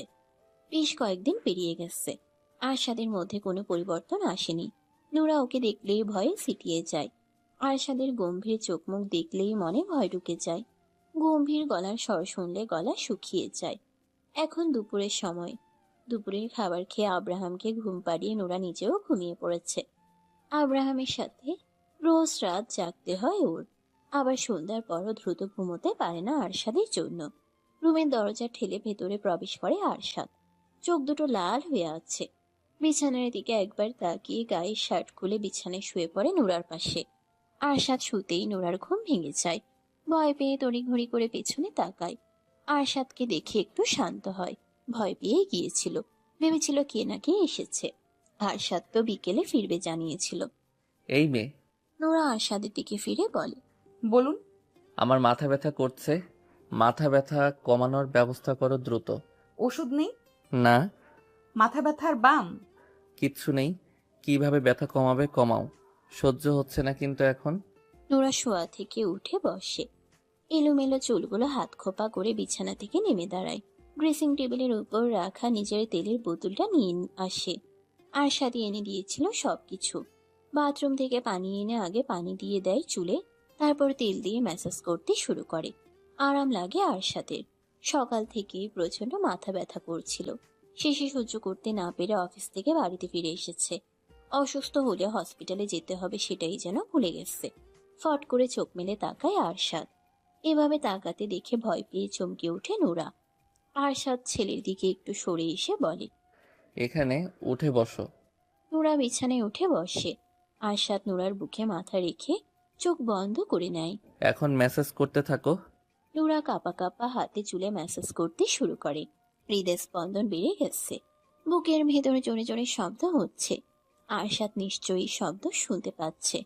আরশাদ নোরার কোমর জড়িয়ে ধরে রেখে বলে, আমি যদি মরে যাই তাহলে আমার ছেলেকে দেখে রাখবে।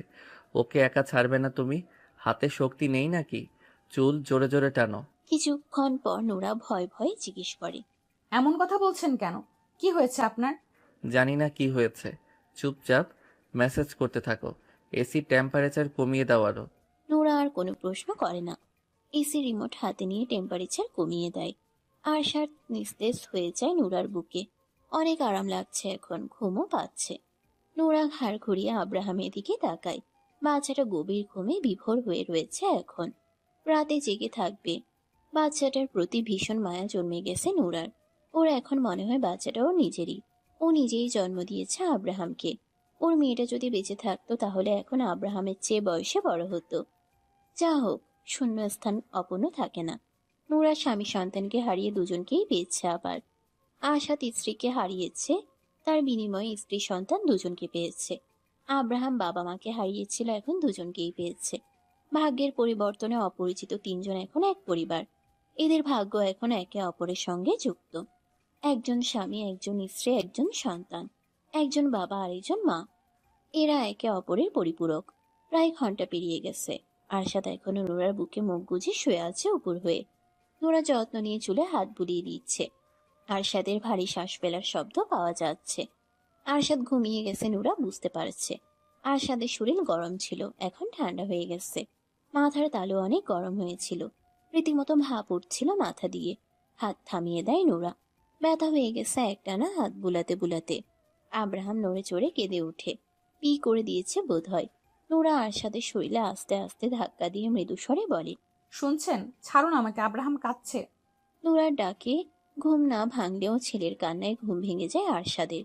চোখ বন্ধ রেখে ঘুম জড়ানো গলায় ধমক দিয়ে বলে, নোরা, কোথায় তুমি? আব্রাহাম কাঁদছে, শুনছো না? আমি তো এখানেই, উঠুন আমার উপর থেকে। অতি নিকটে নোরার স্বর শুনতে পেয়ে মুখ তুলে তাকায়। নোরা মুখ কাচুমাচু করে তাকিয়ে আছে। আরশাদ হাতে ভর করে একটু উঁচু হয়। নোরা দ্রুত ওর নিচ থেকে বেরিয়ে যায়। আরশাদ আবার উপর হয়ে শুয়ে পড়ে। নোরা আব্রাহামকে কোলে তুলে নেয় শুকনো কাপড়ে বিছিয়ে। বসে থেকেই খেতে দেয়। খেতে পেয়ে আব্রাহামের কান্না বন্ধ হয়ে যায়। এক হাতে ছেলেকে ধরে রেখে অন্য হাত দিয়ে ভেজা কাঁথা সরিয়ে শুকনো কাঁথা বিছিয়ে নেয়। আব্রাহামকে শুইয়ে দিয়ে নোরা নিজেও শুয়ে পড়ে মাঝখানে। বসে থাকতে পারছে না আর। ছেলেকে আগলে রেখে নিজের অতীতে ডুবে যায় আবার। ওই দিনগুলো নোরা ভাবতে না চাইলেও ভুলতে পারে না। আব্রাহাম ঘুমিয়ে গেছে আবার। এই ছেলে দিনে পড়ে পড়ে ঘুমায় আর রাতে জেগে থাকে। নোরা দিনের বেলায় ঘুমোতে পারে না খুব একটা। দিনের বেলায় ঘুম আসতেই চায় না। যাও একটু ঘুমিয়েছিল আরশাদের জন্য উঠে পড়েছিল তখন। এখন আর ঘুম আসছে না। আরশাদের রাগী তেজি হিংস্র গলার স্বর শুনে ভয়ে কেঁপে ওঠে নুরা। কুত্তার বাচ্চা, তুই আবার এসেছিস আমার সামনে। আজকে তোকে খুন করে ফেলবো আমি। তোকে আজকে কেউ বাঁচাতে পারবে না আমার হাত থেকে। কথাগুলো বলেই খপ করে নুরার চুলের মুঠি শক্ত করে ধরে। ব্যথা পেয়ে নুরার দু চোখ বেয়ে পানি গড়িয়ে পড়তে শুরু করে। উল্টো ফিরে শুয়ে থাকায় আরশাদের চেহারা দেখতে পাচ্ছে না। নিজের হাতে আরশাদের হাত সরিয়ে দেওয়ার চেষ্টা করে বলে, কি করছেন? ব্যথা পাচ্ছি আমি। চুল ছাড়ুন। আরশাদ চুল ছাড়ছে না। হাতের মুঠো আরো টাইট হয়ে গেছে। বিশ্রী ভাষায় গালি দিচ্ছে সমানে। নুরা আরো কয়েকবার ডাকে, আরশাদ ওর ডাকে সারা শব্দ করে না। নিজের মতো গালাগালি করছে আর চুলের মুঠি ধরে টানাটানি করছে। কি করেছি আমি? ব্যথা পাচ্ছি তো, ছাড়ুন না। আরশাদের ঘুম ভেঙে যায়। এখনো উপর হয়েই শুয়ে আছে। ঘাড় ঘুরিয়ে তাকায় নিজের পাশে। নিজের হাতের মুঠোয় নুরার চুল দেখে দ্রুত ছেড়ে দিয়ে শোয়া থেকে উঠে বসে তড়িৎ গতিতে। নুরা মাথার পেছন সাইড হাত দিয়ে ধরে ফুপিয়ে ফুপিয়ে কাঁদছে। ব্যথায় মনে হচ্ছে মাথার পেছন সাইডের চামড়া সহ চুল তুলে ফেলেছে টেনে। আরশাদ দুই হাতে নিজের মাথার চুল খামচে ধরে। স্বপ্নের মধ্যে শায়লার চুলের মুঠি ধরেছিল আর এতক্ষণ ওকেই গালি দিচ্ছিল নিজেকে কন্ট্রোল করতে না পেরে। কিন্তু বাস্তবে যে নুরার চুলের মুঠি চেপে ধরেছে তা তো ওর কল্পনায়ও ছিল না। এক শয়তানকে মারতে গিয়ে শুধু শুধু মেয়েটাকে কষ্ট দিল। নুরার দিকে এগিয়ে নুরাকে টেনে নিজের দিকে ফেরায়। নুরার ফর্সা চেহারা লাল হয়ে গেছে। চোখ দুটো বেয়ে ঝরঝর করে পানি গড়িয়ে পড়ছে। আরশাদের নিজের উপরে নিজেরই রাগ হচ্ছে এখন। নুরার চোখের পানি মুছিয়ে দিতে দিতে অপরাধীর ন্যায় গম্ভীর স্বরে বলে, আমি ইচ্ছে করে তোমাকে ব্যথা দেইনি। ঘুমের মধ্যে স্বপ্ন দেখে এমন করে ফেলেছি। প্রথমেই ডাকুনি কেন আমাকে? নুরা কাঁদতে কাঁদতে বলে। ডেকেছিলাম, আপনি শোনেননি। অনেক ব্যথা করছে। হ্যাঁ। আরশাদ নিজের হাতের দিকে তাকায়। ওর যেই হাত আরেকটু হলেই মেয়েটার শরীর থেকে মাথা আলাদা করে দিত বোধ হয়, চুল ধরে টানাটানি করতে করতে। নুরার পাশে শুয়ে পড়ে আবার। হঠাৎ ঘুম থেকে জেগে লাফিয়ে উঠে বসার কারণে মাথার মধ্যে আবার যেন কেমন করছে। বাম হাত দিয়ে নুরার মাথার পেছনে হাত বুলিয়ে বলে, আমি আসলে বুঝতে পারিনি তোমার চুলগুলো ধরেছি। এখন মনের মধ্যে আরেকটা ভয় ঢুকে গেল। আজকে দিনে দুপুরে ঘুমের ঘোরে যেভাবে চুল ধরেছিল, কবে যেন ঘুমের ঘোরে গলা চেপে ধরে মেরে ফেলে। ঘুমের ঘোরে আব্রাহামকে যদি কিছু করে, নানান ভয় মাথায় কিলবিল করতে শুরু করে। নানান বিষয়ে চিন্তা করতে করতে কান্না বন্ধ হয়ে গেছে আপনা আপনি। এখনো ব্যথা করছে? নুরা চোখের পানি মুছে বলে। না, ঠিক আছি। আরশাদ নুরাকে টেনে এনে বুকে চেপে ধরে বলে, এরপর থেকে এমন কিছু হলে দ্রুত আমাকে জাগিয়ে দেবে। আচ্ছা। ছোট মেয়েটা আরশাদের বুকের সাথে মিশে গেছে একদম। আরশাদ যখন নুরাকে জড়িয়ে ধরে তখন পিছন থেকে কেউ দেখলে বুঝতেই পারবে না আরশাদের সামনে কোনো মানুষ আছে। আব্রাহাম আবার কেঁদে উঠে। আরশাদ নুরাকে ছেড়ে দিয়ে বলে, ওকে মাঝখানে আনো। নোরা উঠে বসে আব্রাহামকে আরশাদের কাছে শুয়ে দিয়ে নিজেও শোয়। খেতে দিতেই কান্না বন্ধ হয়ে যায় আব্রাহামের। আরশাদ ছেলের ছোট্ট হাতটা মুঠো করে ধরে চুমু খায়। বালিশ ছেড়ে নিচের দিকে নেমে ছেলের মাথায় চুমু খায়। মুখ তুলে নোরার মুখের দিকে তাকাতেই নোরা চোখ সরিয়ে নেয়। অল্প খেয়েই ছেড়ে দেয় আব্রাহাম। এখন বেশি খিদে লাগেনি। আরশাদ ছেলেকে নিজের দিকে ফেরায়। বুকে আগলে ধরে কথা বলতে শুরু করে ছোট্ট ছেলের সাথে। ছেলেটা ছোট ছোট চোখ জোড়া মেলে বাবার মুখের দিকে তাকিয়ে আছে। নোরা শোয়া থেকে উঠে বিছানা ছেড়ে নেমে দাঁড়ায়। হাত মুখ ধোয়ার জন্য বাথরুমে প্রবেশ করে। মাথার পেছনে এখনো ব্যথা করছে। কি শক্ত করেই না চেপে ধরেছিল চুলের মুঠি। কাকে স্বপ্নে দেখে ওর চুলগুলো এভাবে ধরলো, কাকে ওই ভাষায় গালি দিল। ভাবনাগুলো মাথায় ঘুরপাক খেলেও আরশাদকে প্রশ্ন করার দুঃসাহস দেখায়নি নোরা। হন্তদন্ত হয়ে বেডরুমে প্রবেশ করে এরশাদ। নোরা মাত্রই বাথরুম থেকে বেরিয়েছে। এরশাদকে দেখতেই পা দুটো থেমে গেছে। কে এই যুবক? এই রুমে এভাবে কেন প্রবেশ করলো? ঘাড় ঘুরিয়ে বিছানায় শুয়ে থাকা আরশাদের দিকে তাকিয়ে দেখে আরশাদ যুবকটার দিকেই তাকিয়ে আছে। নোরা হেঁটে এসে আরশাদের পাশে দাঁড়ায়, মাথা নিচু করে। আরশাদ ছেলেকে ছেড়ে শোয়া থেকে উঠে বসে। ছোট ভাইয়ের দিকে তাকিয়ে গম্ভীর স্বরে বলে, তুই এখানে কেন? এরশাদ বোধহয় ভাইয়ের কথা শুনতে পায়নি। অবাক হয়ে তাকিয়ে দেখছে বিছানায় শুয়ে থাকা বাচ্চাটাকে আর ভাইয়ের পাশে দাঁড়িয়ে থাকা মেয়েটাকে। কারা এরা? এই বাড়িতে আর এই রুমে কি করছে? আরশাদের উদাম গা, অফিসের ফর্মাল প্যান্ট পরনে রয়েছে এখনো। অফিসে আরশাদকে না দেখে খোঁজ করলে জানতে পারে আরশাদ মাথা ব্যথার কারণে অফিস থেকে বেরিয়ে এসেছে। অনেকবার কল করলেও রিসিভ হয় না। পরে আরশাদের বাড়ির দারোয়ানকে কল করে জানতে পারে আরশাদ বাড়িতে ফিরে এসেছে। অফিসে একটু কাজ ছিল, সেই কাজ শেষ করে ভাইকে দেখতে এসেছে। এখন কি অবস্থা? যদি মাথা ব্যথা ঠিক না হয় তাহলে হসপিটালে নিয়ে যাবে, কিন্তু এখানে এসে তো ভীষণ রকমের অবাক হয়ে গেছে।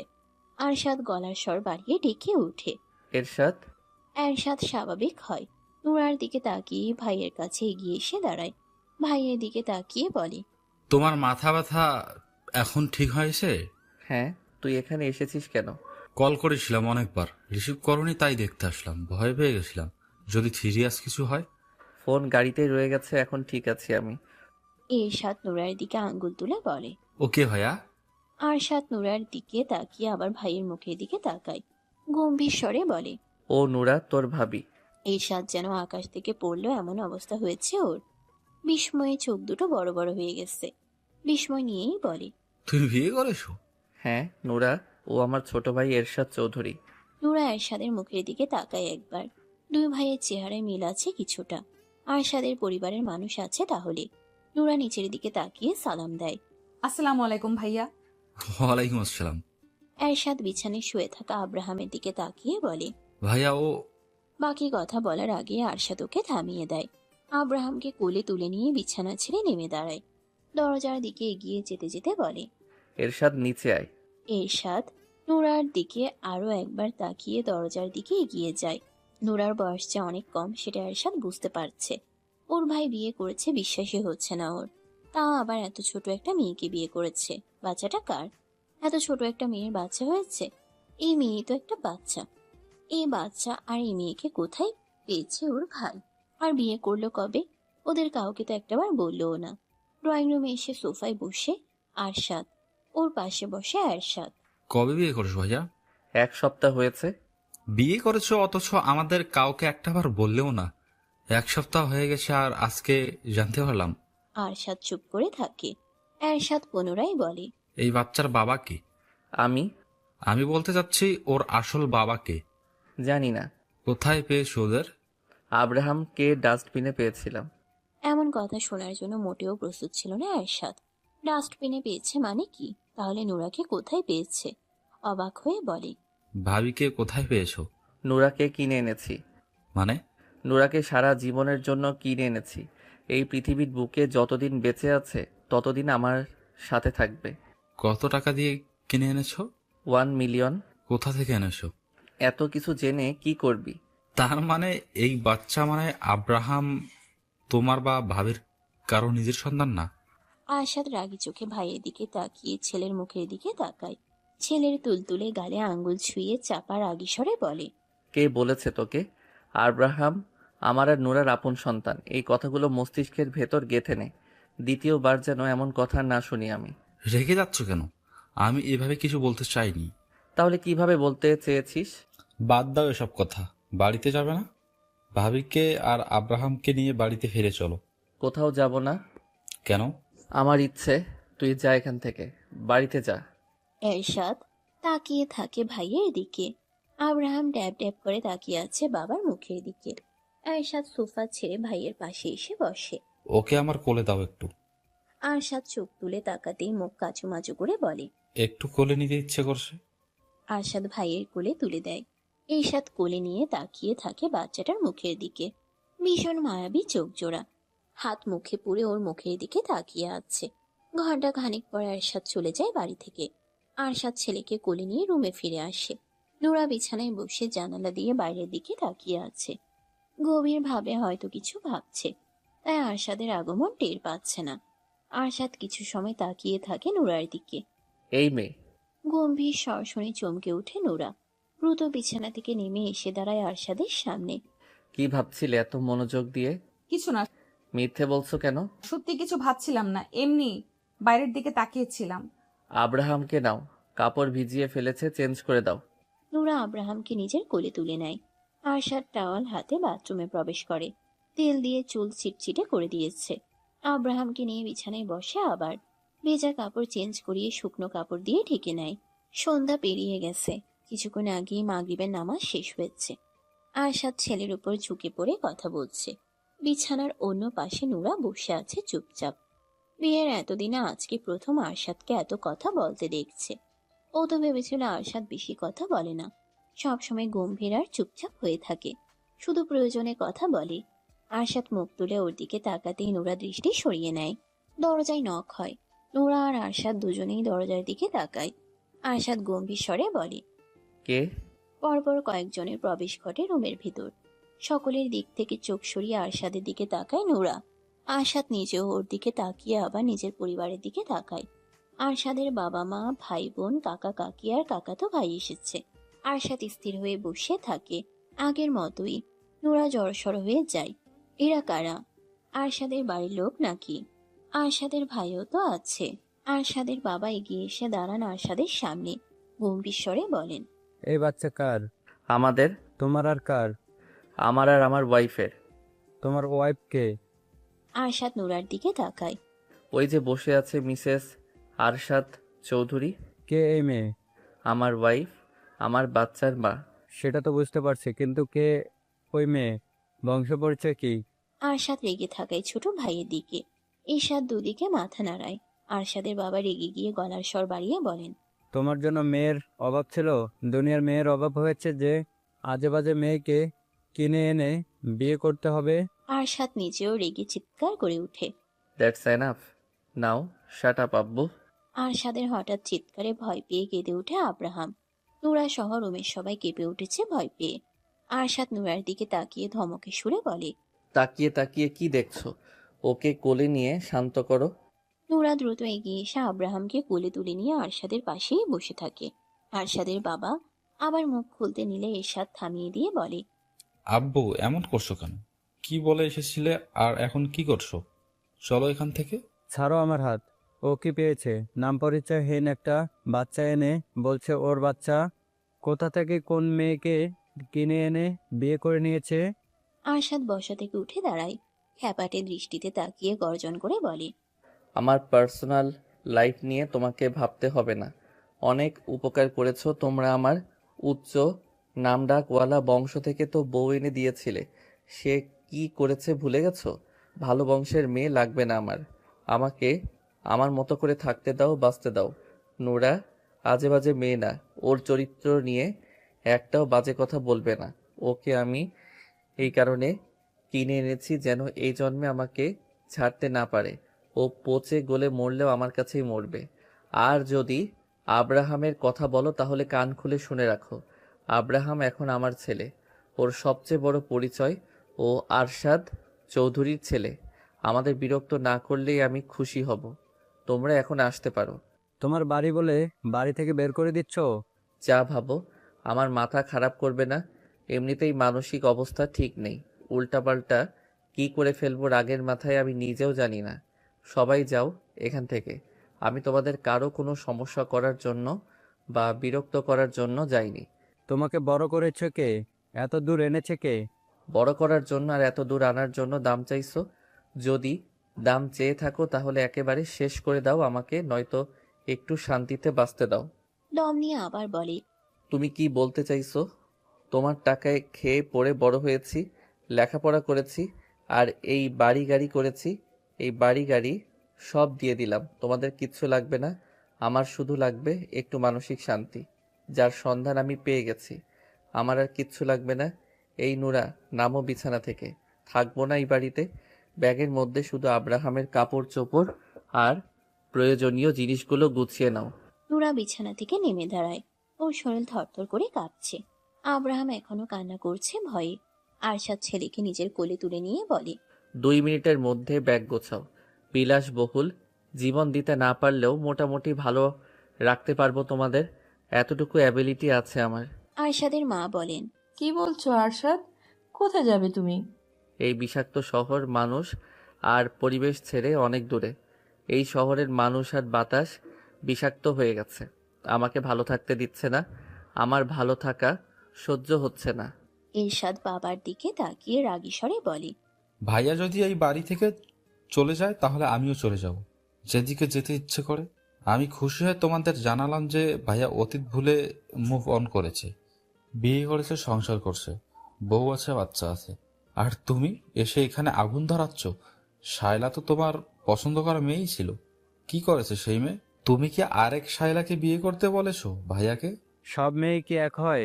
শায়লা এমন ছিল বলে কি অন্য মেয়েও এমন হবে? অন্য মেয়েকেই তো বিয়ে করেছে। ভাবি কি দেখতে কুৎসিত? ভাইয়ার পছন্দ হয়েছে সেজন্য বিয়ে করেছে। সংসার ভাইয়া করবে, তাই পছন্দটা তারই হওয়া উচিত নয় কি? যদি ভাইয়ার সমস্যা না হয় তাহলে তোমার সমস্যা কেন হচ্ছে? নাম পরিচয়হীন সন্তান কি কারো ঘরের বউ হয় না? কত শত দম্পতি আছে যাদের বাচ্চা হয় না, তারা তো এতিমখানা বা হসপিটাল থেকে বাচ্চা দত্তক নেয়।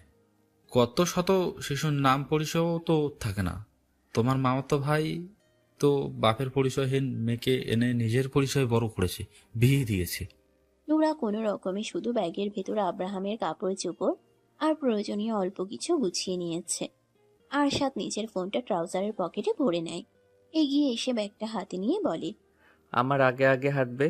যাও, রুম থেকে বের হও। নোরা মাথা নিচু করে দরজার দিকে আগায়। পেছন পেছন আগায় আরশাদ। এরশাদ বড় ভাইয়ের হাত টেনে ধরে। আরশাদ ভয়ঙ্কর রকম রেগে তাকায় ওর দিকে। এরশাদ শুকনো ঢোক গিলে বলে, রাত হয়ে গেছে ভাইয়া, তুমি এই রাতের বেলা আব্রাহাম আর ভাবিকে নিয়ে কোথায় যাবে? এটা তোমার বাড়ি, তুমি নিজের বাড়ি ছেড়ে কোথাও যাবে না। ছাড়ো আমার হাত। আমি খুব ভালো করেই জানি আমার বউ বাচ্চাকে কিভাবে ভালো রাখতে হবে।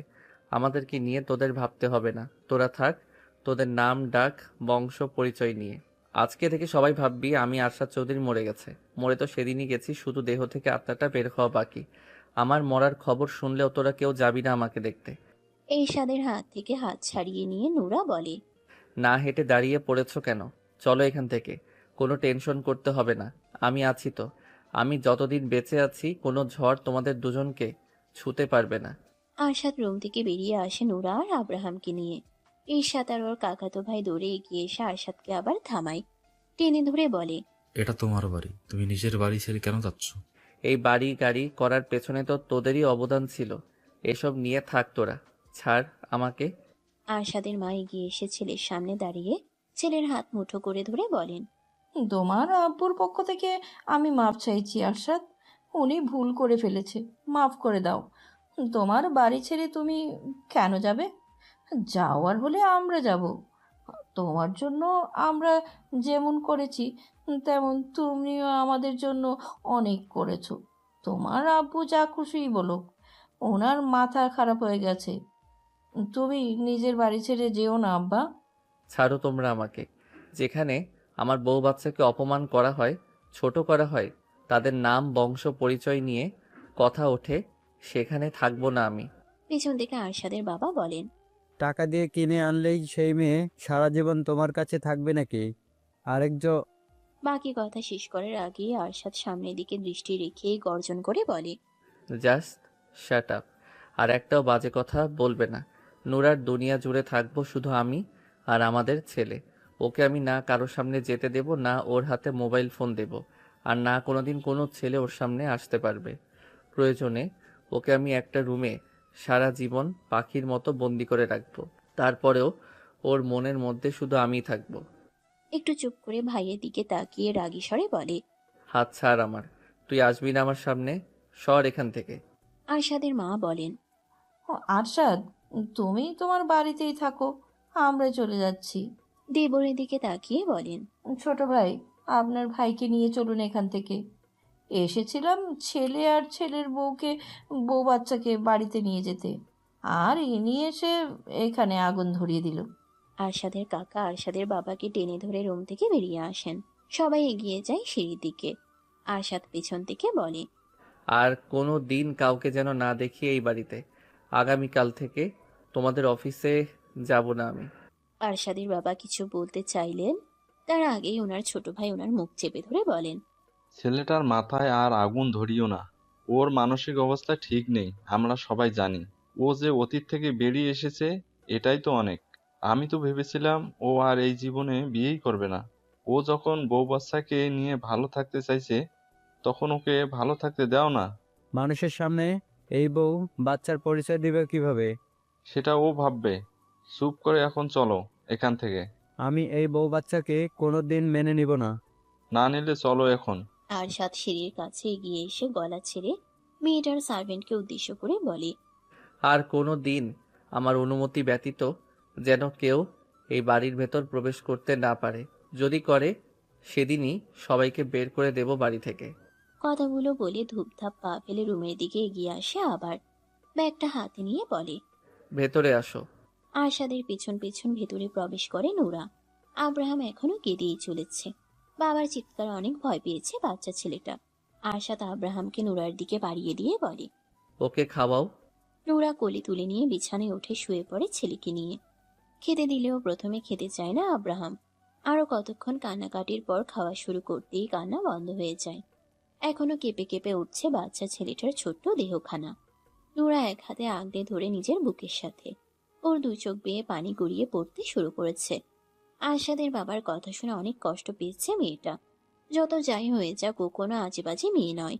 ও নিজে থেকে কোনো পাপ কাজ করেনি, কোনো অন্যায় করেনি। পাপ আর অন্যায় তো হয়েছে ওর সাথে। ও তো দোষী নয়, ও তো ভুক্তভোগী। আব্রাহাম আরশাদের নিজের ছেলে না, ওকে রাস্তা থেকে কুড়িয়ে এনেছে। অতীতে আরশাদের সাথে কি হয়েছিল, ওর বউয়ের কি হয়েছে, কি করেছে ওর বউ, পুরোটা জানতে ইচ্ছে করছে নোরার। আরশাদ ওর জন্য আর আব্রাহামের জন্য নিজের বাবার সাথে এভাবে কথা বলল। আরশাদের বলা প্রত্যেকটা কথা মাথায় ঘুরপাক খাচ্ছে। চোখের পানি আরো বেশি পড়তে থাকে। কান্নার শব্দ না হলেও নোরার শরীর কেঁপে কেঁপে উঠছে। বোঝাই যাচ্ছে চাপা কান্না কাঁদছে। আরশাদ এখনো আগের মতো একই ভঙ্গিতে দাঁড়িয়ে আছে, তাকিয়ে আছে বিছানায় শুয়ে থাকা দুজনের দিকে। পেছন থেকে নোরাকে দেখেই বুঝতে পারছে নোরা কাঁদছে। কেন আসলো সবাই? ভালোই তো ছিল। আরশাদ তো চিনত নিজের বাবাকে, এই কারণেই কাউকে কিছু বলেনি এতদিনেও। যা হয়ে গেছে তা হয়ে গেছে, সেসব নিয়ে আর মাথা ব্যথা নেই আরশাদের। এখন না জানলেও পরে ঠিকই জানতো, আর একই কাহিনী করত। সত্য কোনোদিন চাপা থাকে না, কোনো না কোনো ভাবে বেরিয়ে আসেই। বিছানায় উঠে নোরার পাশে লম্বা হয়ে শুয়ে পড়ে। কাত হয়ে নোরার গায়ের উপর হাত রাখে।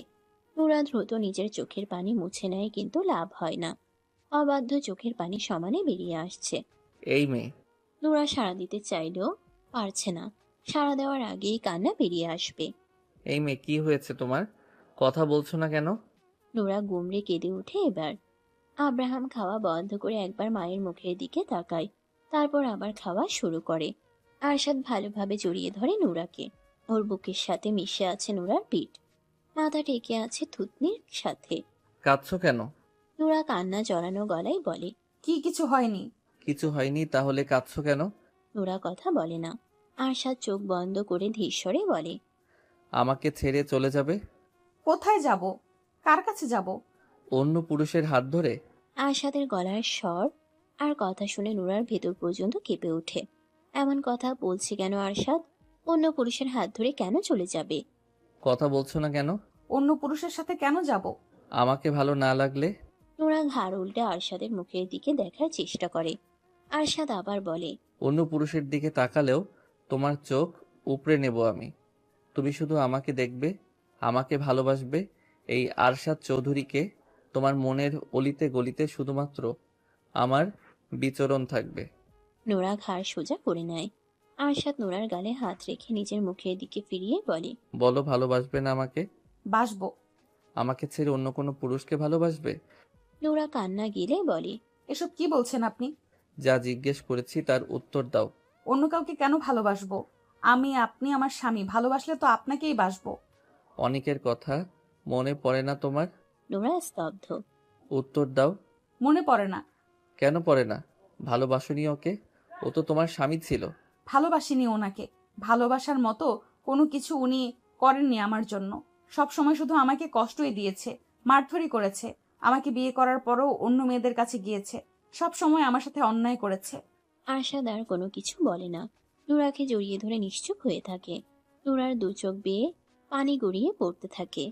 আরশাদ নোরাকে বিয়ে করে আনার পর থেকে আজ পর্যন্ত ওর সাথে করা ব্যবহারের কথাগুলো স্মরণ করে। ও নিজেও তো নোরার সাথে সেরকম ভালো ব্যবহার করেনি, ভালোভাবে কথাও বলেনি। যতবার কথা বলেছে হয় রাগী গম্ভীর স্বরে, নয়তো ধমক দিয়ে। ওর আর অনেকের মধ্যে পার্থক্য কোথায়? ও নিজেও তো অনেকের মতো খারাপ আচরণই করে আসছে বিয়ের রাত থেকে। অনেকের মতোই তো ম্যারিটাল কি অন্যায়টাই না করে আসছিল এই ছোট মেয়েটার সাথে। শায়লার উপরে জমে থাকা রাগের কারণে নিরীহ নুরাকে শাস্তি দিয়েছে। এই শাস্তি তো নুরার পাওয়ার কথা নয়। মেয়েটা তো ছোটবেলা থেকেই কষ্ট করে বড় হয়েছিল, শিকার হয়েছিল এক মানুষরূপী জানোয়ারের। ও নিজে এনেও তো সেই কষ্টই দিচ্ছে। ছোট মেয়েটা এত কিছু সহ্য করছে কিভাবে? ওকে দেখলেই কেমন ভয়ে জড়সড় হয়ে যায়। তখন ওরাকে দেখে ওর আনন্দই হতো, কিন্তু এখন কষ্ট হচ্ছে। ওকে কতটা ভয় পেয়ে মেয়েটা ভয়ে অমন জড়সড় হয়ে যেত। ও যেন নুরার জন্য একটা আতঙ্ক। মেয়েটা ভয়ে ওর দিকে তাকায়ও না ঠিক মতো। নুরার সাথে করা অন্যায়গুলো আরশাদের ভেতর অপরাধবোধ জাগিয়ে তুলেছে। বড় অন্যায় করেছে মেয়েটার সাথে। কিছুটা সময় নীরবতায় পেরিয়ে যায়। আব্রাহাম ঘুমিয়েছে? হ্যাঁ। ওকে ছেড়ে এদিকে ফেরো। নুরা আব্রাহামকে ছেড়ে নিজের কাছ থেকে একটু দূরে শোয়ায়। ঘুরে শোয়ে আরশাদের দিকে। আরশাদ নুরাকে বুকে চেপে ধরে, চুলের ভাঁজা আঙ্গুল গলিয়ে দিয়ে নরম স্বরে বলে, সরি নোরা। আরশাদের কথা আর গলার স্বর শুনে অবাক নুরা। বুক থেকে মাথা তুলে আরশাদের মুখের দিকে তাকায়। কান্না করার কারণে নুরার চোখ দুটো কিছুটা ফুলে উঠেছে। আরশাদ নুরার চোখে চোখ রেখে নরম স্বরে আবার বলে, আমি তোমার সাথে এই কয়েকদিন অনেক অন্যায় করেছি নোরা। অমানুষের সাথে থেকে আমিও অমানুষ হয়ে গিয়েছিলাম। একজনের রাগ আরেকজনের ওপর ঝেড়েছি। আমি তোমাকে অনেক কষ্ট দিয়েছি। মাফ করবে না আমাকে? ভালোবাসবে না আমাকে? নাকি অনেকের মতো আমিও তোমার মনে জায়গা পাবো না? নুরার দু চোখ ভরে ওঠে আবার। আরশাদ ওর গালে হাত রেখে ব্যাকুল স্বরে পাগলের মতো বলে, প্লিজ ভালোবাসো আমাকে। বলো ভালোবাসবে। বলো বেইমানি করবে না আমার সাথে। কোনোদিন ঠকাবে না আমাকে। কি হলো বলো? নুরা ফুঁপিয়ে ওঠে আরশাদের পাগলামো কথা শুনে। আরশাদ নুরাকে আবার বুকে চেপে ধরে চুলে হাত বুলিয়ে বলে, দেখো আর কষ্ট দেব না আমি তোমাকে, একটু কষ্ট দেব না, প্রমিস। শুধু সারা জীবন আমাকে ভালোবাসবে। তোমার হৃদয়ের গভীরে তো এখনো কোনো পুরুষের জায়গা হয়নি, সেখানে তুমি আমাকে জায়গা দাও সারা জীবনের জন্য। নুরা আরশাদের টি শার্ট খামচে ধরে শক্ত হাতে। ভয় লাগলেও কাঁদতে কাঁদতে বলে, আপনি আর ধমক দিবেন না আমাকে? দেব না। রাগারাগি করবেন না আমার সাথে? করব না। তাতে কষ্ট দেবেন না আমাকে? আরশাদের চোখ বন্ধ করে একটু দম নিয়ে তারপর বলে, দেব না। এতদিন যা যা করেছি এমন কিছু আর করব না। তুমি শুধু আমার কথা শুনবে, চলবে, আমাকে আর আমাদের ছেলেকে ভালোবাসবে। সব করব। আমাকে কোনোদিন ঠকাবে না, আমার সাথে বিশ্বাসঘাতকতা করবে না, প্রতারণা করবে না আমার সাথে, মিথ্যে বলবে না আমাকে। কিচ্ছু করব না। কাঁদছো কেন? আব্বুর কথায় অনেক কষ্ট পেয়েছো? তোমাকে কষ্ট দেওয়ার জন্য আর কেউ আসবে না এই বাড়িতে। আপনি ওনাদের সাথে এমন করলেন কেন? আব্বু কি বলেছে শোনোনি? নুরা চুপ করে থাকে। খাবার খাবে? ওঠো। আরশাদ নুরাকে ছেড়ে দেয়। নুরা উঠে বসে, আরশাদ নিজেও উঠে বসে। হাত মুখ ধুয়ে দুজনেই ফ্রেশ হয়। মিট খাবার দিয়ে গেছে। আরশাদ এখন নুরাকে আর খাবার বাড়তে বলে না, নিজেই খাবার বেড়ে দেয় একটা প্লেটে। চেয়ার টেনে নিজের পাশে এনে নুরার দিকে তাকিয়ে বলে, এখানে বসো। নুরা বসে আরশাদের পাশে। আরশাদ ভাত মেখে নুরার মুখের সামনে তুলে ধরে বলে, হা করো। বিনা বাক্যে হা করে নুরা। আরশাদ নুরার মুখে ভাত পুড়ে দিয়ে নিজের মুখে নেয়। নিজের হাতে নুরাকে খাইয়ে দিতে থাকে, নিজেও খেতে থাকে। নুরার দু চোখ বেয়ে পানি গড়িয়ে পড়তে শুরু করে। আরশাদ মুখে ভাত পুড়ে দিয়ে চোখের পানি মুছিয়ে দেয় নিজ হাতে। গালে হাত রেখে নরম স্বরে বলে, কি হয়েছে? কষ্ট দেব না তো আর? নুরা আরশাদের মুখের দিকে তাকিয়ে থাকতে থাকতে ফুপিয়ে ওঠে। বুদ্ধি হওয়ার পর আজ পর্যন্ত কেউ ওকে এভাবে যত্ন করে খাইয়ে দেয়নি। যে আরশাদ সন্ধ্যার পরেও ওর সাথে রেগে রেগে ধমক দিয়ে কথা বলতো, সে আরশাদ হঠাৎ করেই পরিবর্তন হয়ে গেছে। নুরার বিশ্বাস হচ্ছে না আরশাদ ওকে খাইয়ে দিচ্ছে এত যত্ন করে, এত সুন্দর করে ভালোভাবে আরশাদ ওর সাথে কথা বলবে, সেটাও দুঃস্বপ্নেও ভাবেনি।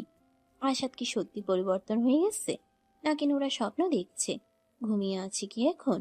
ঘুম ভাঙলে কি সব আগের মতো হয়ে যাবে? আরশাদ আগের মতো ওর সাথে রাগারাগি ধমকাধমকি করবে, ওকে কষ্ট দিবে? নুরা কাঁদছো কেন? নুরা কেঁদে কেঁদে বলে, আপনি সত্যি সত্যি আমাকে আর কষ্ট দেবেন না? না, একদম কষ্ট দেব না আর তোমাকে। এখন কান্না বন্ধ করে হা করো। নুরার চোখের পানি মুছে কান্না বন্ধ করার চেষ্টা করে। বড় বড় করে শ্বাস নেয়। আরশাদ ভাতের লোকমা তুলে ধরতেই হা করে আবার। চোখ দুটো পানিতে ভরে ওঠে। টুপ করে গাল বেয়ে গড়িয়ে পড়ে মুহূর্তেই। আরশাদ তাকিয়ে থাকে নুরার মুখের দিকে। খাওয়া দাওয়া শেষ হলে দরজা লাগিয়ে দেয় আরশাদ। নুরা বিছানায় উঠে শুয়ে পড়ে।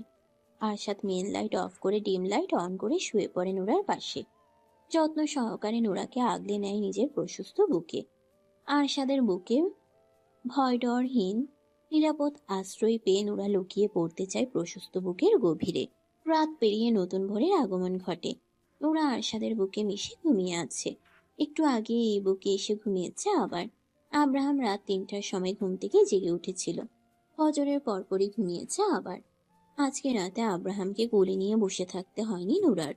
আরশাদ নিজেই ছেলেকে কোলে নিয়ে বসেছিল। নোরাকে বলেছিল ঘুমিয়ে পড়তে, যেহেতু আব্রাহাম পেট ভরে খেয়েছে তাই আর কাঁদতো না। কিন্তু নোরা ঘুমায়নি। দুজনকে বসিয়ে রেখে ও কিভাবে ঘুমোবে? আব্রাহাম আর নোরা ঘুমিয়ে গেলেও আরশাদ ঘুমায়নি। ওর ঘুম আসছে না। ওর এখনো অপরাধ বোধ হচ্ছে। নোরার চুলের ভাঁজে চুমু খায়। গাল ঠেকিয়ে রেখে বিড়বিড় করে বলে, তুমি শুধু আমার হয়ে থেকো, আমি তোমার জন্য পুরো দুনিয়ার সাথে লড়বো। মাঝে 2 দিন পেরিয়ে গেছে। আরশাদ বাড়ি থেকে বের হয় না, কোথাও যায়ও না, অফিসেও যায় না। সত্যি সত্যি সব সময় স্ত্রী সন্তানের সাথেই থাকে। আব্রাহামকে নিয়ে এখন আর নোরাকে বেশি কষ্ট করতে হয় না। আরশাদ যেহেতু বাড়িতেই থাকে, ও নিজেও দেখাশোনা করে আব্রাহামের। আরশাদের প্রতি ভয় অনেকটা কেটে গেছে নোরার। এখন আর আরশাদকে আগের মতো ভয় লাগে না ওর। আরশাদ নিজে থেকেই ওর অতীত নোরাকে বলেছে। আব্রাহামকে কিভাবে পেয়েছে সেটাও বলেছে। আরশাদের অতীত শুনে নোরা স্তব্ধ হয়ে গিয়েছিল। ওর সাথে আরশাদের অমন ব্যবহার করার কারণও বুঝতে পেরেছে। আর আব্রাহামের ঘটনা জানতে পেরে তো মেয়েটা কেঁদেই ফেলেছিল। আব্রাহামকে বুকে জড়িয়ে ধরে। নোরা এখন আব্রাহাম আর আরশাদ দুজনকেই ভীষণ ভালোবাসে। অযত্ন, অবহেলা আর কষ্ট পেয়ে আসা নোরা আরশাদের যত্ন, ভালোবাসা পেয়ে সত্যি নিজেকে ভাগ্যবতী মনে করে। কোনোদিন ভাবেনি এমন দিন ওর জীবনেও আসতে পারে। কেউ ওকে ভালোবেসে আগলে রাখবে, ওকে নিয়ে ভাববে, ওর ভালো মন্দের খেয়াল রাখবে, ও জীবনে খুশি থাকবে সেটা ভাববে, ও কিভাবে খুশি থাকবে সেটা ভাববে। প্রথম দিকে তো আরশাদকে নোরার কাছে সাইকো পাষাণ পুরুষ মনে হয়েছে। কেমন অদ্ভুত ব্যবহার করত, সব সময় রেগে থাকতো, ওকে কষ্ট দিত। কষ্ট পেলে সবাই ভেঙে পড়ে না, অনেকে নষ্টও হয়ে যায়। তবে আরশাদ হয়ে গিয়েছিল সাইকো টাইপের হৃদয়হীন। আরশাদ আব্রাহামকে নিয়ে সোফায় বসে আছে। নোরা ঘুমিয়ে আছে বেডরুমে। বেচারি গত রাতে ঘুমোতে পারেনি 2 বাপ বেটার যন্ত্রণায়। আব্রাহামকে ঘুম পাড়াতে পাড়াতে নিজেও ঘুমিয়ে গেছে। আব্রাহাম ঘুম থেকে আবার উঠে গেলেও নোরার ঘুম ভাঙেনি। আরশাদ ছেলেকে তুলে নিয়ে নিচে নেমে এসেছে যেন নোরার ঘুম না ভাঙে। কলিং বেল বেজে ওঠে। সার্ভেন্ট গিয়ে দরজা খুলে দেখে দারোয়ান দাঁড়িয়ে আছে। দারোয়ান ভেতরে এসে আরশাদের সামনে মাথা নিচু করে দাঁড়িয়ে বলে, স্যার, আপনার মা এসেছেন। কিছুতেই যাচ্ছেন না, গেটের বাইরে দাঁড়িয়ে আছেন। আর কে এসেছে? আপনার ছোট্ট ভাই। আর কেউ আসেনি? না স্যার। ভেতরে আসতে দিন। দারোয়ান বেরিয়ে যায়। কয়েক মিনিট পরে এরশাদ আর ওর মা ভেতরে প্রবেশ করে। আরশাদ একবার দুজনের দিকে তাকিয়ে ছেলের মুখের দিকে তাকিয়ে থাকে। আরশাদ, কিসের জন্য এসেছো? এভাবে কথা বলছো কেন? কিভাবে আশা করছো? কেন এসেছো সেটা বলো। এখনো রেগে আছো? কি জন্য এসেছো সেটা বলো। বাড়ি ফিরে চলো। আরশাদ ছেলের দিক থেকে চোখ সরিয়ে মা আর ভাইয়ের দিকে তাকায়। ওর তাকানো দেখিয়েই ভয় পেয়ে যায় আরশাদ। বাড়িতেই আছি আমি। ওই বাড়িতে ফিরে চলো। কেন? ওখানে আমরা সবাই আছি। এখানে আমার স্ত্রী সন্তান আছে। ওদের নিয়ে যাব। আমরাও ছেলের বউ আর নাতিকে কাছে পেতে চাই। তোমাদের কি মনে হয় যেখানে আমার স্ত্রী সন্তান সম্মান পাবে না আমি ওদের সেখানে নিয়ে যাব? সম্মান পাবে না কেন? অবশ্যই পাবে সম্মান। বাড়ি বয়ে এসে অপমান করে গেছো, আর এখন বলছো বাড়িতে নিয়ে গিয়ে সম্মান দেবে? How strange. এভাবে বলছো কেন? আমি আমার স্ত্রী সন্তানকে নিয়ে ওই বাড়িতে যাচ্ছি না। আরশাদের মা আরশাদের পাশে বসেন। ছেলের হাত ধরে বলেন, বাবা প্লিজ ফিরে চলো। তোমার আব্বু আর কিছু বলবে না। উনি মেনে নিয়েছে তোমার স্ত্রী সন্তানকে। মেনে নিল কেন? উনি নিজের ভুল বুঝতে পেরেছে। ভুল বুঝতে পেরেছে ভালো কথা, কিন্তু আমরা যাচ্ছি না। নোরা এখনো ছোট, বাচ্চা একটা মেয়ে। ও একা বাচ্চা হয়ে আরেক বাচ্চাকে একা একা কিভাবে সামলাবে? আমি আছি তো, আমি ওকে সাহায্য করব। তুমি তো সবসময় বাড়িতে থাকবে না। বাড়িতে না থাকলে থাকবো কোথায়? অফিসে তো আর যাবই না, বাইরেও আমার কোনো কাজ নেই। তুমি নিজের বিজনেসের জন্য তো বছরে 2-3 বার স্পেনে যাও। তখন নুরায় একা একা কিভাবে সামলাবে? বাড়িতে মেড আছে। তুমি যাবে না? না। নোরা যদি রাজি হয় যেতে, তবুও যাবে না। আমার কথার উপরে নোরা টু শব্দ করারও সাহস করবে না। মেয়েটা মেয়েকে এইভাবে ভয় দেখাচ্ছ কেন তুমি? আমার কথা শেষ হলে আসতে পারো, আমার কথা বলতে ভালো লাগছে না। আরশাদ, আমি তোমার মা। সেজন্যই এতক্ষণ ধরে কথা বলছি। প্লিজ ফিরে চলো বাবা। তোমাদের কি মনে হয় যেই রুমে ওই নষ্ট মহিলা বছরের পর বছর থেকেছে সেই রুমে আমি আমার স্ত্রী সন্তানকে নিয়ে থাকবো? ওই রুমে না থাকলে অন্য রুমে থাকবে। আমি ওই বাড়িতেই ফিরতে চাই না। তুমি অতীত থেকে পালিয়ে বাঁচতে চাইছো? তুমি সবকিছু থেকে পালালেও নিজের থেকে কিভাবে পালাবে ভাইয়া? ওই রুমে ওই বাড়িতে শায়লা থাকলেও তোমার বুকেই তো ঘুমিয়েছে। আগুন চোখে তাকায় ভাইয়ের দিকে। এরশাদ শুকনো ঢোক গিলে বলে, আমি বলতে চাইছি অতীত থেকে পালিয়ে বাঁচার চেয়ে অতীত ভুলে যাওয়াই ভালো। তুমি ফিরে চলো, ভাবি আর আব্রাহামের মধ্যে নিজেকে ডুবিয়ে রাখো, অতীতের সব ভুলে যাবে শীঘ্রই। আমি যাব না ওই বাড়িতে। এক কথা কতবার বলতে হয়? আব্বু তোমাদের যেতে বলেছে। তাহলে সে আসেনি কেন? ইগোর জন্য। ইগো নিয়েই থাকতে বলো গিয়ে। আরশাদ, ফিরে চলো। ওখানে গেলে আব্রাহাম পরিবারের সবাইকে কাছে পাবে তুমি। আর নুরারও বেশি কষ্ট হবে না। ওকে একা একা সামলাতে একটা বাচ্চা বড় করা খুব ইজি না। আমি যাব না বলছি তো। প্রয়োজনে সব কাজ ছেড়ে ছুড়ে আমি বাড়িতেই থাকবো। আরশাদের রাগ দেখে ওর মা চুপ হয়ে যান। আব্রাহাম ড্যাব ড্যাব করে বাবার মুখের দিকে তাকিয়ে হাত খাচ্ছে। ওকে দেখতে ভীষণ আদুরে লাগছে। নাতিটাকে একটু কোলে দাও। আরশাদ ঘাড় কাত করে মায়ের মুখের দিকে তাকায়। মুচকি হেসে বলে, নাতি? রাস্তার নাম পরিচয়হীন একটা বাচ্চাকে বাড়িতে তুললে বাড়ির মান সম্মান কমে যাবে না? একটা আজে বাজে মেয়েকে ছেলের বউ হিসেবে মেনে নিলে আব্বুর বংশের নাম ছোট হবে না? আরশাদ। আরশাদ চুপচাপ তাকিয়ে থাকে কিছুক্ষণ। আব্রাহামকে মায়ের কোলে দিয়ে বলে, আমি এখন কোথাও যাব না। যদি কোনো দিন যেতে ইচ্ছে করে তাহলে যাব, আর ইচ্ছে না করলে যাব না। তোমার অহংকারী হাজবেন্ডকে বলে দিও এই আরশাদ কারো ধার ধারে না, না এই সমাজের আর না মান সম্মানের। আমি যেভাবে খুশি থাকবো, ভালো থাকবো, সেটাই করব। অন্য কাউকে খুশি করার জন্য, ভালো রাখার জন্য নিজের খুশি আনন্দ ভালো থাকাকে বিসর্জন দেব না। প্রকৃতিতে রাত নেমে এসেছে। চারপাশ অন্ধকারে নিমজ্জিত। আশেপাশে কোথাও নেই শহরের কোলাহল, ব্যস্ততা। একদম শান্ত নীরব পরিবেশ। এরশাদ আর ওর মা রাতের খাবার খেয়ে কিছুক্ষণ আগেই বেরিয়ে গেছে। ওনারা হাজার চেষ্টা করেও আরশাদকে যাওয়ার জন্য রাজি করাতে পারেনি। আরশাদ নিজের কথায় অনড়। যাবে না মানে যাবে না। ওর যদি কোনোদিন যেতে ইচ্ছে করে তখন যাবে। আব্রাহাম একটু আগেই ঘুমিয়েছে। নোরা চুপচাপ শুয়ে আছে ছেলের পাশে। আরশাদ নিচে গেছে, এখনো আসেনি। বেশ কিছুক্ষণ পর আরশাদ রুমে প্রবেশ করে। নোরা মাথা তুলে তাকায় ওর দিকে। আরশাদ দরজা লাগিয়ে এগিয়ে আসে হাসি মুখে। এই গম্ভীর রাগী মুখে এখন বেশিরভাগ সময় হাসি ফুটে থাকে। হাসলে লোকটাকে মারাত্মক লাগে। নজর কেড়ে নেয় ওই হাসি। আরশাদ সোজা এসে বিছানায় উঠে নুরার দুদিকে চার হাত পা দিয়ে ঝুঁকে পড়ে মুখের কাছে। নুরার মুখের উপর ফু দিয়ে ভ্রু নাচিয়ে বলে, কি দেখো এভাবে তাকিয়ে? নুরা এলোমেলো দৃষ্টি বুলিয়ে বলে, তো কই? একটা কথা বলো। কথা বলতে গেলে তুমি তোতলাও কেন? কই? একটু আগেই তো কই বললে। নুরা চুপ করে থাকে। আরশাদ নুরার উপর ভর ছেড়ে দেয়। ঘাড়ে মুখ গুজে মৃদু স্বরে বলে, তুমি সারা জীবন আমার দিকে তাকিয়ে থাকো, আমি চুপচাপ সোজা হয়ে তোমার সামনে বসে থাকবো। শুধু আমি বাদে অন্য কারো দিকে না তাকালেই হলো। আমি অন্য কারো দিকে তাকাতেই চাই না, অন্য কারো নজরে যেতে চাই না। হাজার অন্ধকার রাত পেরিয়ে তোমার নামে ভোর হোক, আমি সেই প্রত্যেক ভোরে ঘুম থেকে জেগে তোমাকে দেখতে চাই। তোমার মিষ্টি হাসি দেখতে চাই, তোমার হাতের নরম ছোঁয়া পেতে চাই। অনন্তকাল তুমি আমার হয়েই থাকো। থাকবো। বলো ভালোবাসি। নুরা চুপ করে থাকে। বলছো না কেন? তখন তো বললাম। সারাদিন বলবে, আমাকে যখনই দেখবে তখনই বলবে। আমি সব সময় তোমার মুখ থেকে ভালোবাসি শুনতে চাই। এখন বলো। ভালোবাসি আপনাকে। আরেকবার বলো, শুনলে কলিজা ঠান্ডা হয়ে যায়। ভালোবাসি আপনাকে। আমিও ভালোবাসি তোমাকে। একটু চুপ করে আরশাদ আবার বলে, আমি আরো 3-4 বাচ্চার বাবা হতে চাই। বলো, আরেকটা সন্তান করে দেবে? আব্রাহাম তো এখনো ছোট। তো কি হয়েছে, আমার বাচ্চা ভীষণ ভালো লাগে। আমি ছোট ছোট দুইজন বাচ্চাকে একসাথে কিভাবে দেখব? আরেকজন হতে হতে আব্রাহাম তো হামাগুড়ি দেওয়া শিখে যাবে।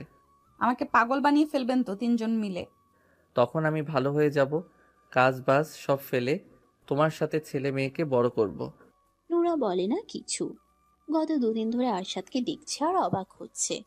হুট করে পুরো আরশাদ চৌধুরী পরিবর্তন হয়ে গেছে। রাগী গম্ভীর আরশাদ চৌধুরী হারিয়ে গিয়ে প্রেমিক আরশাদ চৌধুরী হাজির হয়েছে। আরশাদ একটু উঁচু হয়, নোরার ওষ্ঠ জোড়ায় আলতো চুমু খেয়ে গালের সাথে গাল ঠেকিয়ে সুর ধরে গান গাইতে শুরু করে। আমি এমন একটা তুমি চাই, এমন একটা তুমি চাই, যে তুমিতে আমি ছাড়া অন্য কেউ নাই। তুমি একবার বলো যদি, আমি পাড়ি দেব খরস্রোতা নদী, ভালোবাসা দেব পুরোটা। আমি এমন একটা তুমি চাই, এমন একটা তুমি চাই, যে তুমিতে আমি ছাড়া অন্য কেউ নাই। পুরো গল্পটা কেমন লেগেছে অবশ্যই মতামত জানাবেন সবাই।